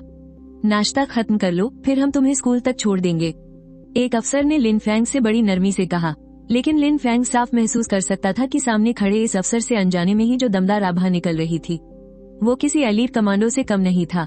इतना ताकतवर इंसान उसके लिए नाश्ता लेकर आया था। अरे बहुत बहुत शुक्रिया। क्या इसे ही नेशनल लेवल की सिक्योरिटी कहते हैं? ये फीलिंग तो बहुत ही जबरदस्त है। लिन फैंग खुशी से पागल हो रहा था। उसने फटाफट अपना नाश्ता खत्म किया और उन फौजियों के साथ स्कूल के लिए निकल पड़ा। कई सारे सिक्योरिटी चेक्स पार करने के बाद लिन फैंग सीधे प्रिंसिपल के ऑफिस पहुंच गया। जियांग चुवान, शेन चाओ और प्रिंसिपल लियू सब वहीं मौजूद थे। शेन चाओ ने मुस्कुराते हुए कहा, लिन फैंग, मैंने तुम्हारे लिए सब कुछ रेडी कर दिया है। लेकिन गियर्स को अपग्रेड करना सिर्फ एक हिस्सा है। तुम्हें अपना लेवल बढ़ाने की स्पीड भी तेज रखनी होगी। ये काम तुम मुझ पर छोड़ दो। इतनी ज्यादा परवाह देखकर लिन फैंग को समझ ही नहीं आ रहा था कि वो हंसे या रोए। जल्द ही उसे एक पूरी तरह से खाली क्लासरूम में ले जाया गया। वहाँ कई बड़े बड़े बक्से रखे हुए थे। बक्सों के अंदर वो सारा मटेरियल था जो किसी भी ब्लैकस्मिथ का सपना होता है, और बगल में ही ढेरों गियर्स रखे हुए थे। लगभग हर क्लास के लिए वहाँ गियर मौजूद था। बस अफसोस की बात ये थी कि ये सारे गियर्स 30 से 40 लेवल के थे। लिन फैंग को भी ये बात पता थी कि अभी के लिए यही गियर्स उसके लिए सबसे बेस्ट है। आखिरकार वो अभी सिर्फ 15 लेवल का ही तो था, और वैसे भी ऊंचे लेवल के गियर्स को फोर्ज करने पर उनमें स्पेशल एट्रीब्यूट्स और डिवाइन फोर्जिंग जुड़ने के चांस बहुत कम हो जाते हैं। दूसरी तरफ जियांगनान प्रांत का नॉर्डर्न वॉर जोन, एक चॉपर सीधे रेस्ट्रिक्टेड मिलिट्री एरिया में आकर उतरा। उस चॉपर के दोनों तरफ फाइटर जेट्स उसकी सुरक्षा कर रहे थे। चॉपर से उतरे अफसर के हाथ में एक सूटकेस था जिसे सीधे नॉर्डर्न वॉर जोन के कमांडर के सामने ले जाया गया। ये अफसर शेन चाओ का डिप्टी था और नॉर्डर्न वॉर जोन का वो कमांडर। शेन चाओ ने आखिर ऐसी कौन सी चीज भेजी थी जिसके लिए इतना बड़ा तामझाम किया गया? एक बेहद तगड़ा और खूंखार सा दिखने वाला आदमी जिसकी मौजूदगी ही रोंगटे खड़े कर देने वाली थी। वो सीधे चलकर उस डिप्टी के सामने आ खड़ा हुआ। डिप्टी ने बिना घबराए बेहद शांत आवाज में कहा, कमांडर गु लिफेंग, ये मामला टॉप सीक्रेट है। कृपया बाकी सब लोगों को यहाँ से बाहर भेज दें और इस सीक्रेसी एग्रीमेंट पर साइन कर दें। इतना कहकर उसने पहले से तैयार किया हुआ सीक्रेसी एग्रीमेंट बाहर निकाल लिया। गु लिफेंग वैसे ही बहुत गर्म दिमाग का इंसान था। ये सुनते ही उसकी आंखें गुस्से से लाल हो गईं। तुम्हें क्या लगता है यहाँ मेरे आदमियों में कोई जासूस बैठा है? उसके खौफनाक और भारी गुस्से ने उस डिप्टी के भी पसीने छुड़ा दिए। आखिर सामने खड़ा वो इंसान नॉर्डर्न वॉर जोन का 70 लेवल का एक बेहद ताकतवर योद्धा था। कमांडर, प्लीज समझने की कोशिश कीजिए। कुछ पलों के उस तनाव के बाद गु लिफेंग का गुस्सा एकदम से शांत हो गया। ठीक है, मंजूर है, लेकिन अगर तुम्हारी लाई हुई ये चीज मुझे पसंद नहीं आई तो मैं तुम्हें पक्का कूट दूंगा। कोई काम हो तो शेन चाओ से कहना वो खुद आकर मुझसे मिले। वो और शेन चाओ कभी क्लासमेट हुआ करते थे। भले ही शेन चाओ अब एक मेजर जनरल बन गया था और मेन वॉर जोन में तैनात था, पर उसे इस बात का रत्ती भर भी खौफ नहीं था। हाथ हिलाकर इशारा करते ही तंबू में मौजूद बाकी सभी लोग बाहर चले गए और फिर गु लिफेंग ने गोपनीयता समझौते पर हस्ताक्षर कर दिए। इसके बाद ही एडजुटेंट ने बक्सा खोला और उसमें से एक धनुष निकाला। मुझे लगा कोई बहुत बड़ा खजाना होगा, लेकिन ये तो बस एक 40 लेवल का धनुष है। मुफ्त में भी मिले तो भी मुझे नहीं चाहिए। रुको, कुछ गड़बड़ है। क्या इसके स्टेज सच में सिर्फ 40 लेवल के हैं? गु लिफेंग ने 40 लेवल के अनगिनत हथियार देखे थे, लेकिन इतने खतरनाक स्टेट्स वाला हथियार उसने सच में अपनी जिंदगी में पहली बार देखा था। खासकर वो स्किल जिससे सीधे खून कम होने का चांस है। ये तो किसी भी बॉस को मारने के लिए एकदम परफेक्ट है। ये हथियार आखिर आया कहाँ से? गु लिफेंग ने उत्सुकता से पूछा। एडजुटेंट ने अपना सिर हिलाया और फीकी मुस्कान के साथ कहा, माफ कीजिएगा सर, ये मैं सच में आपको नहीं बता सकता। और हाँ, ये हथियार आपको सिर्फ टेस्ट करने के लिए दिया गया है। टेस्टिंग के बाद मुझे इसे वापस लेकर जाना होगा। ये सुनते ही गु लिफेंग का गुस्सा फिर से भड़क उठा। वापस लेकर जाना होगा? तुम्हें पता भी है कि अगर ये हथियार यहीं रह जाए तो हमें कितनी बड़ी मदद मिलेगी? एक अच्छा हथियार जवानों की जान बचा सकता है और डंजन क्लियर करने के चांसेस भी बढ़ा सकता है। ऐसे में भला गु लिफेंग बेचैन कैसे नहीं होता? 70 लेवल के एक बेहद ताकतवर इंसान के सामने एडजुटेंट की तो जैसे बोलती ही बंद हो गई थी। उसकी हालत बहुत खराब थी। सर, कृपया मुझे मुश्किल में मत डालिए। ये सब हेडक्वार्टर का फैसला है। मैं तो बस एक संदेश पहुंचाने वाला हूँ। लेकिन हाँ, मैं ये गारंटी दे सकता हूँ कि भविष्य में ऐसे हथियारों की कोई कमी नहीं होगी। ये और भी ज्यादा आएंगे, और तो और इस हथियार को अभी बस एक ही बार अपग्रेड किया गया है। इसमें और भी बहुत ताकत भरी जा सकती है। गु लिफेंग का ध्यान तब जाकर इसके अपग्रेड लेवल पर गया और उसने जल्दी से चेक किया। सच में इसे सिर्फ एक बार अपग्रेड किया गया है। इसका मतलब है कि इस 40 लेवल के हथियार को अभी और भी ज्यादा खतरनाक बनाया जा सकता है। ठीक है, लेकिन क्या तुम मुझे जरा सी भी जानकारी नहीं दे सकते? एडजुटेंट ने कुछ पल सोचा और हार मानते हुए एक गहरी सांस ली। गोपनीयता समझौते के मुताबिक मैं आपको सिर्फ इतना ही बता सकता हूँ कि ये हथियार 12वीं क्लास के एक स्टूडेंट ने बनाया है। 12वीं क्लास का स्टूडेंट? गु लिफेंग की आंखें फटी की फटी रह गईं। हैरानी के मारे उसकी आवाज भी काफी तेज हो गई थी। इस बीच लिन फैंग अपने कमरे में जैसे दुनिया ही भूल चुका था। किसी भी दूसरे फोर्जर को कभी इतनी शानदार सुविधाएं नहीं मिली थी। उसे बस फोर्जिंग करके अपग्रेड करना था और अपना स्किल लेवल बढ़ाना था। बाकी किसी चीज की कोई परवाह नहीं। जब पूरा देश ही आपका सपोर्ट कर रहा हो तो मजा ही आ जाता है। वहीं दूसरी तरफ प्रिंसिपल के ऑफिस में शेन चाओ, जियांग चुवान और खुद प्रिंसिपल लियू डेफा एक दूसरे का मुंह ताक रहे थे। कमरे का माहौल बहुत ही गंभीर और तनावपूर्ण था। इतना बड़ा टैलेंट हमारे जियांगनान प्रांत में सामने आया है तो वो सिर्फ और सिर्फ हमारे जियांगनान का ही है। बाकी प्रांतों के लोग भला उसे हमसे छीनने वाले कौन होते हैं? दरअसल ये सब इसलिए हो रहा था क्योंकि सबको खबर लग चुकी थी। दूसरे प्रांतों और मिलिट्री बेस के बड़े बड़े लोग यहाँ आने वाले थे।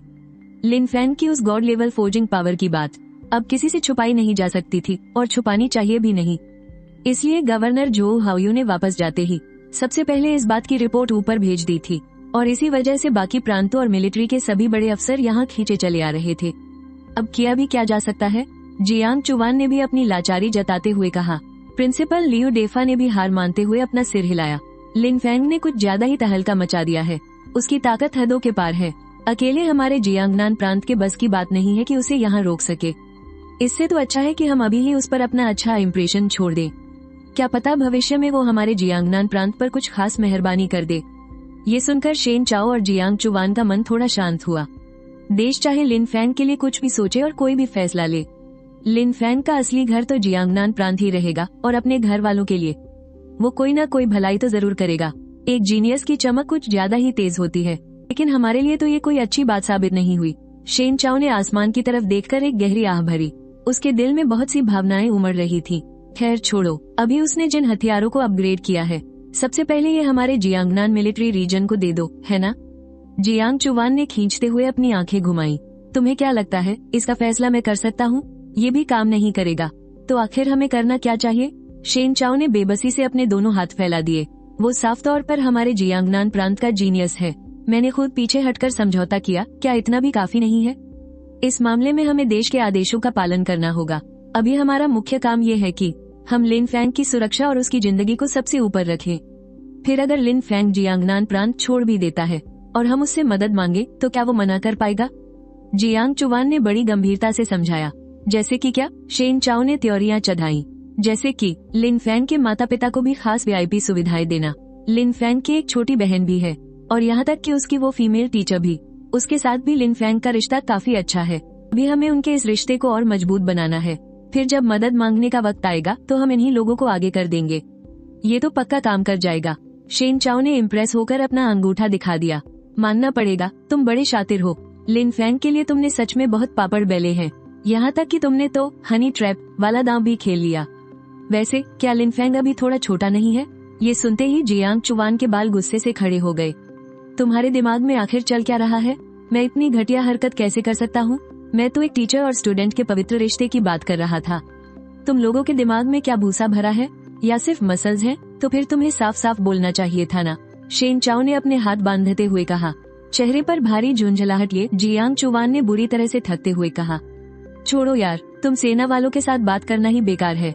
उसने अपना सिर लियू डेफा की तरफ घुमाया। प्रिंसिपल लियू, जरा तकलीफ उठाइए और टीचर सू को यहाँ बुला लाइए। जब डंजन में जाना हो तो उन्हें भी साथ ले जाना। पिछली बार खतरे के वक्त उनका प्रदर्शन काफी अच्छा था। प्रिंसिपल लियू ने जल्दी जल्दी सिर हिलाया। वो समझ गए थे कि सू रोमेई की इस बार सच में लॉटरी लग गई है। ठीक है, मैं अभी जाता हूँ। उसी समय लेवल 40 के डंजन बोर्ड चार्ज पोजीशन में, जो कि जियांगनान प्रांत के उत्तरी वॉर जोन का एक काफी खतरनाक डंजन था। इसकी वजह वहाँ का डंजन बॉस था जिसका नाम बैटल ग्राउंड आईबॉल था। उसकी चमड़ी बहुत मोटी थी और वो किसी टैंक से भी ज्यादा खूंखार था। उसकी हिलता इतनी ज्यादा थी कि कोई भी हार मान ले। इसी वजह से इस डंजन को क्लियर करना बेहद मुश्किल था। इसलिए भले ही इसके इनाम बहुत शानदार थे, फिर भी सेना बहुत कम ही लोगों को इस डंजन में भेजती थी।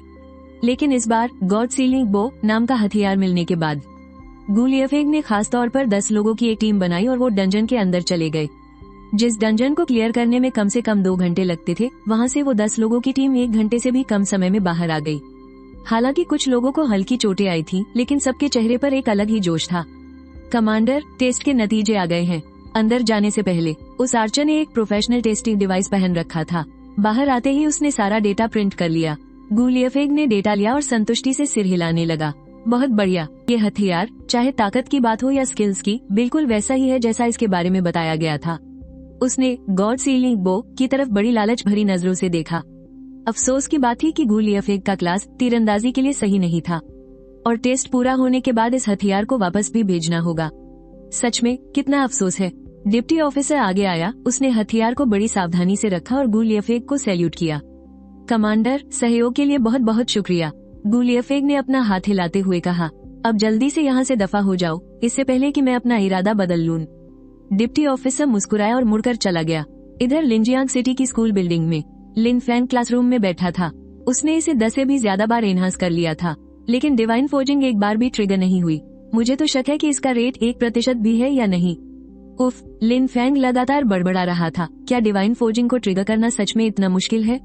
ऐसे क्या उन्होंने मुझे डेथ गॉड साइट के अपग्रेड मटेरियल्स ढूंढ कर देने का वादा नहीं किया था? क्या वे लोग भूल गए? क्या मुझे उन्हें याद दिलाना चाहिए?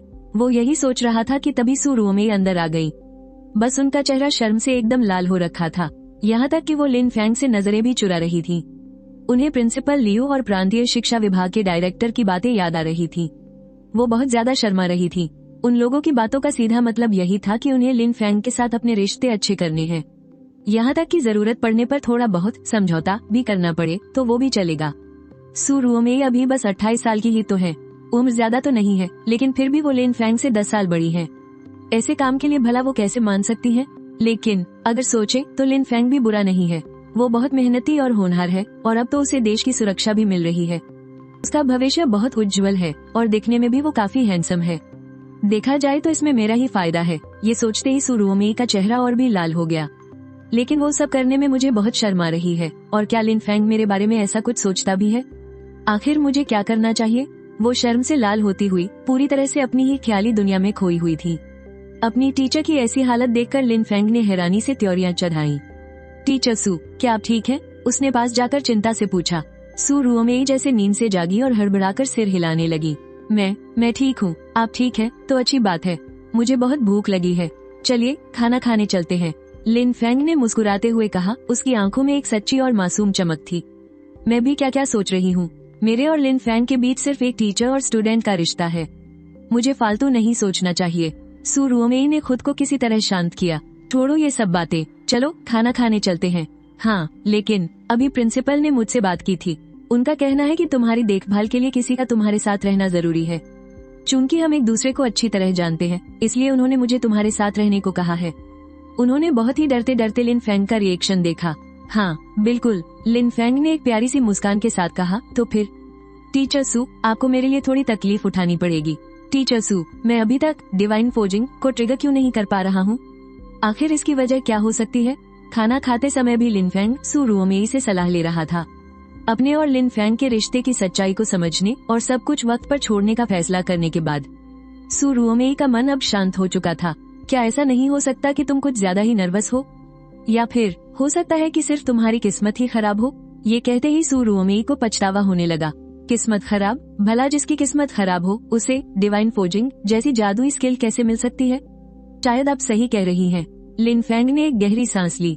इसके ट्रिगर होने का चांस एक छिपा हुआ स्टेट है जिसे सिर्फ मैं ही देख सकता हूँ। डिवाइन फोर्जिंग के ट्रिगर होने का चांस 2% है, लेकिन मुझे लगता है कि यह सिर्फ 1% ही है, या शायद उससे भी कम। अगर मेरे डेथ साइट ने पहले ही डिवाइन फोर्जिंग को ट्रिगर नहीं किया होता तो मुझे पक्का शक होता कि यह स्किल ही नकली है। शायद मैंने अभी बहुत कम ही हथियारों को अपग्रेड किया है। खाना खाने के बाद लिन फैंग और सू रुओमेई वापस क्लासरूम में आ गए। उन दोनों के एक साथ मिलकर काम करने से लिन फैंग की फोर्जिंग की स्पीड भी काफी तेज हो गई थी। डिंग, एक जानी पहचानी आवाज गूंजी। फोर्जिंग स्पेस से एक शानदार चेस्ट प्लेट बाहर निकल कर आई। लिन फैंग की नजर सीधे उसके आखिरी स्टेज पर गई। Divine forging effect, Holi light shield. जब एचपी 30% से कम होगी तो ये शील्ड अपने आप एक्टिवेट हो जाएगी। शील्ड का डिफेंस यूजर के डिफेंस के बराबर होगा और शील्ड की एचपी 3 लाख होगी। यह इफेक्ट देखते ही लिन फैंग की तो जैसे सांसें ही अटक गईं। अगर यह शील्ड एक्टिवेट हो जाए तो इसकी एचपी किसी 30 लेवल के बॉस के बराबर होगी। किसी टैंक प्लेयर के लिए तो यह एकदम बेस्ट है। आखिरकार मैंने कर दिखाया। बगल में खड़ी सू रुओमेई ने भी जल्दी से पूछा। लिन फैंग ने सीने का कवच सू रुओमेई को थमा दिया। आखिरी दिव्य प्रभाव देखने के बाद हैरानी से सू रुओमेई का मुंह खुला का खुला रह गया। वाह, कितना जबरदस्त असर है। इसने तो बिल्कुल निराश नहीं किया। लिन फैंग ने आखिरकार राहत की सांस ली। उसकी दिव्य धलाई महज कोई दिखावा नहीं थी। दोनों उस उपकरण को लेकर प्रिंसिपल के ऑफिस पहुँचे। जियांग चुवान उपकरण की खूबियां देखकर खुशी से उछल पड़ने वाले थे। यह उपकरण सच में बहुत ही ज्यादा ताकतवर था। मैं दावे के साथ कह सकता हूँ कि 60 लेवल के उपकरणों में भी इससे बेहतर शायद ही कोई हो। शेन चाओ भी इसकी खूबियां देखने के बाद इतना खुश था कि उसकी मुस्कान रुकने का नाम ही नहीं ले रही थी। अगर यह उपकरण उत्तरी युद्ध क्षेत्र में भेज दिया जाए तो वो लड़का गुलियफेक तो घुटनों पर बैठकर मेरा शुक्रिया अदा करेगा। उसने तुरंत लिन फैंग की ओर देखा। उसकी आंखें उसी पर टिकी थी। लिन फेंग, क्या तुम इस उपकरण को हमारे जियांगनान प्रांत के उत्तरी युद्ध क्षेत्र को देने के लिए तैयार हो? लिन फेंग बिल्कुल उलझन में था। उसका काम सिर्फ उपकरणों को बेहतर बनाना था, क्या अब उसे इनके बंटवारे का भी जिम्मा संभालना है? लीडर, ये तो आपको तय करना है ना, भला आप मुझसे कैसे पूछ सकते हैं? असल में शेन चाओ बस एक चाल चलना चाहता था। अगर लिन फेंग मान गया तो फिर बाकी लोग क्या ही कह सकते थे। लेकिन अफसोस, लिन फेंग उसकी बातों में बिल्कुल नहीं आया। पास खड़े जियांग चुवान ने तुरंत कहा, मजाक करना बंद करो। ये सारे उपकरण ऊपर सौंपे जाएंगे और फिर सबका बंटवारा एक साथ होगा। हम अपनी मर्जी से इन्हें कैसे बांट सकते हैं? शेन चाओ, तुम अपनी हद से बाहर जा रहे हो। शेन चाओ ने जियांग चुवान को गुस्से से घूरा। तुम बूढ़े इंसान, तुम गैरों की तरफदारी कैसे कर सकते हो? हम सब जियांगनान प्रांत के हैं और लिन फेंग हमारे जियांगनान प्रांत का होनहार लड़का है। भला हम इसे दूसरों के साथ क्यों बांटे? ये सब देखकर लिन फेंग को आखिरकार समझ आ गया कि ये लोग उसे अपनी तरफ करने के लिए लड़ रहे थे और इस कहानी के हीरो के तौर पर उसे मन ही मन बहुत खुशी हो रही थी। हालांकि वो यहाँ इन बड़े लोगों की लड़ाई देखने नहीं आया था। उसका अपना एक मकसद था। उसने कहा, लीडर, आपने पहले मुझसे वादा किया था कि आप डेथ साइट को और ताकतवर बनाने के लिए मेरे लिए चीजें ढूंढेंगे। क्या वो वादा अभी पक्का है? जियांग चुवान को जाहिर तौर पर यह बात पता थी, लेकिन उसके पास संसाधनों का इस्तेमाल करने का कोई हक नहीं था। लिन फेंग, इस बारे में इससे पहले कि वो अपनी बात पूरी करता, पास खड़े शेन चाओ ने तुरंत आगे बढ़कर लिन फेंग का हाथ पकड़ लिया। हम इस बात को बिल्कुल नहीं भूले हैं। हमारा जियांगनान सैन्य क्षेत्र पूरी तरह से तुम्हारा साथ देगा। लिन फेंग थोड़ा उलझन में पड़ गया। आखिर ये दोनों कौन सा खेल खेल रहे हैं? खैर, उन्हें अपना वादा याद है, बस इतना ही काफी है। ठीक है, तो मैं वापस जाकर अपना काम जारी रखता हूँ। शेन चाओ ने बड़े ही प्यार से लिन फेंग की पीठ थपथपाई। लिन फेंग, हालांकि उपकरणों को बेहतर बनाना बहुत जरूरी है, लेकिन तुम्हारी सेहत उससे भी बढ़कर है। तुम्हें काम के साथ साथ आराम का भी ध्यान रखना चाहिए। टीचर सू, मैं लिन फेंग को आपके भरोसे छोड़ रहा हूँ। इस बात का ख्याल रखना कि उसे ज्यादा थकान न हो। सू रुओमेई ने मुस्कुराते हुए सिर हिलाया। मैं इस पर नजर रखूंगी। लिन फेंग और सू रुओमेई के वहाँ से जाने के बाद जियांग चुवान ने शेन चाओ को घूरते हुए पूछा, तुम आखिर करना क्या चाहते हो? शेन चाओ ने मुंह बनाते हुए कहा, तुम्हें मेरे सेना के मामलों में दखल देने की कोई जरूरत नहीं है। हाँ, और सुनो, लिन फेंग के डेथ साइट को अपग्रेड करने वाले सामान की लिस्ट मुझे भी भेज देना। लिन फेंग को बिल्कुल भी उम्मीद नहीं थी कि सुबह ही उसने डेथ साइट को मजबूत करने की बात की थी और दोपहर तक सारा सामान उसके पास आ भी गया। लिन फेंग को थोड़ा अजीब लग रहा था। तुम्हें जो चीजें चाहिए वे बहुत कीमती हैं, इसलिए हम ज्यादा मात्रा में इन्हें नहीं ढूंढ पाए। लेकिन तुम चिंता मत करो, हमारा जियांगनान सैन्य क्षेत्र तुम्हारे अपग्रेड के सामान का पूरा इंतजाम करेगा। शेन चाओ ने पूरी ईमानदारी के साथ कहा। लिन फेंग को पहले से ही इसका अंदाजा था। आखिरकार डेथ साइट को अपग्रेड करने वाली चीजें पहले ही बहुत कम मिलती हैं। अगर उसे 2 हिस्सों से कम न मिले तो उसे कोई ऐतराज नहीं था। किसने सोचा था कि शेन चाओ की अगली बात सुनकर उसके तो होश ही उड़ जाएंगे। मैंने बड़ी मुश्किल से यहाँ 30 हिस्से जुटाए हैं। लिन फेंग, तुम्हारे लिए इसे 5 तक अपग्रेड करने के लिए ये काफी होने चाहिए, है ना? 30 हिस्से सुनकर तो लिन फेंग भी पूरी तरह से चौंक गया। सच में, जैसा शेन चाओ ने कहा था, 30 हिस्से उसे 5 तक अपग्रेड करने के लिए सच में काफी थे, लेकिन उसे शेन चाओ की उस मुस्कान के पीछे कोई गहरी चाल नजर आ रही थी। लिन फेंग, ये सारी सामग्रियां बहुत ही कीमती हैं। हमारे जियांगनान मिलिट्री बेस का ये पूरा का पूरा स्टॉक है। तुम्हें नहीं पता कि इन्हें पाने के लिए हमारे कितने साथियों ने अपनी जान की बाजी लगाई है, कितना सारा समय बर्बाद हुआ और कितने सारे हथियार नष्ट हो गए। उसकी बातों को हद से ज्यादा बढ़ता देख लिन फेंग ने उसे तुरंत बीच में ही रोक दिया। बॉस, आपके मन में जो भी है सीधे सीधे बता दीजिए ना। बगल में खड़ी सू रुओमेई का भी ये सब सुनकर सिर चकरा रहा था। जियांगनान मिलिट्री बेस का एक इतना बड़ा जनरल भला एक चालाक व्यापारी की तरह क्यों बर्ताव कर रहा है? शेन चाओ ने अपने हाथ मले, इधर उधर देखा और दरवाजा बंद करने के बाद ही वापस लिन फेंग के पास लौट आया। उसने अपनी जेब से एक कॉन्ट्रैक्ट निकाला और लिन फेंग के सामने कर दिया। लिन फेंग, मैं जियांगनान मिलिट्री बेस की तरफ से तुम्हारे साथ एक सौदा करना चाहता हूँ। तुम्हारी डेथ साइट और लेवल 20 और 30 पर मिलने वाले ब्लूप्रिंट्स, उनके लिए जरूरी सारे अपग्रेड और फोर्जिंग मटेरियल्स का जिम्मा हमारा होगा, लेकिन बदले में तुम्हें अपनी डेथ साइट हमें इस्तेमाल के लिए उधार देनी होगी। हाँ, अगर तुम्हें इसकी जरूरत हुई तो पहला हाथ तुम्हारा ही होगा। बस जब तुम खाली होगे तब हम इसे उधार लेना चाहेंगे। लिन फेंग ने हैरानी से भरा चेहरा लिए उस कॉन्ट्रैक्ट को उठाया और पढ़ने लगा। उसमें बिल्कुल वही लिखा था जो शेन चाओ ने कहा था और उस पर जियांगनान मिलिट्री की मुहर भी लगी हुई थी। बस अब उसके साइन होने बाकी थे, सिर्फ उसकी डेथ साइट उधार लेने के लिए। इन्होंने इतनी बड़ी कीमत चुकाई थी कि लिन फेंग को अपने दिल में थोड़ा बुरा लगने लगा। बॉस, आपको ये सब करने की जरूरत नहीं थी। अगर आपको इसे इस्तेमाल करना है तो बस ले जाइए। देश ने उसके लिए इतना कुछ किया है तो वो भला इस एहसान को कैसे भुला सकता था। वैसे भी वो खुद डेथ साइट का ज्यादा इस्तेमाल नहीं करता। लेकिन शेन चाओ ने पूरी गंभीरता से अपना सिर हिलाया। लिन फेंग, ऐसे कैसे चलेगा?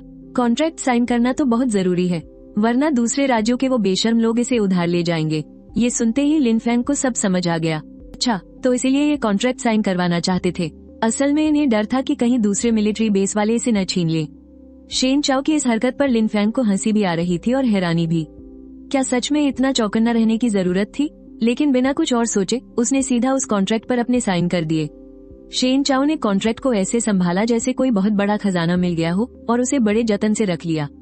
लिन फेंग, अब मैं तुम्हें और परेशान नहीं करूंगा, तुम अपना काम जारी रखो। अगर हो सके तो पहले डेथ साइट को अपग्रेड करना, मैं भी तो देखूं कि इसका जलवा क्या है।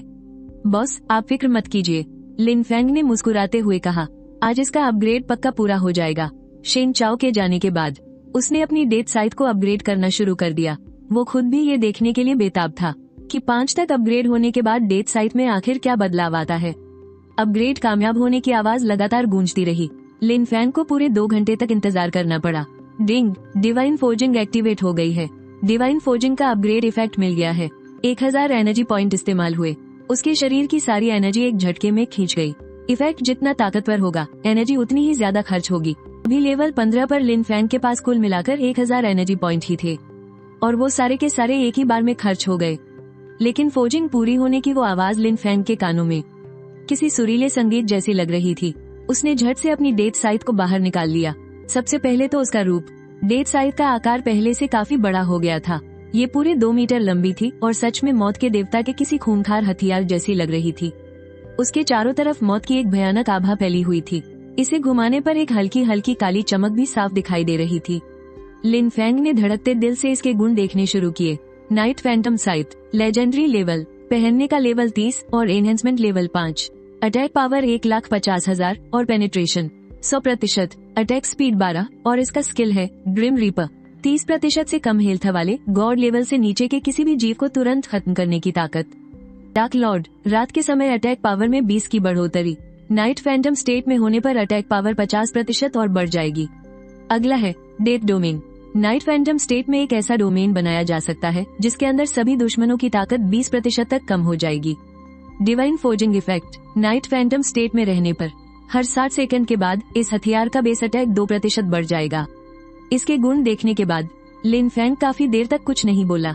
पास ही खड़ी सू रुओमे ये देखकर बहुत उलझन में पड़ गई। लिन फेंग, क्या हुआ तुम्हें? क्या तुम बहुत ज्यादा थक गए हो? लिन फेंग जैसे अचानक होश में आया और रोने जैसी शक्ल बनाकर बोला, टीचर सू, मेरा अपना ही खास हथियार अब मेरे किसी काम का नहीं रहा। ये सुनकर सू रुओमे ने गहरी चिंता से अपनी भौहें सिकोड़ ली। उसने तुरंत वो डेथ साइट उठाया और उसके गुण देखने लगी।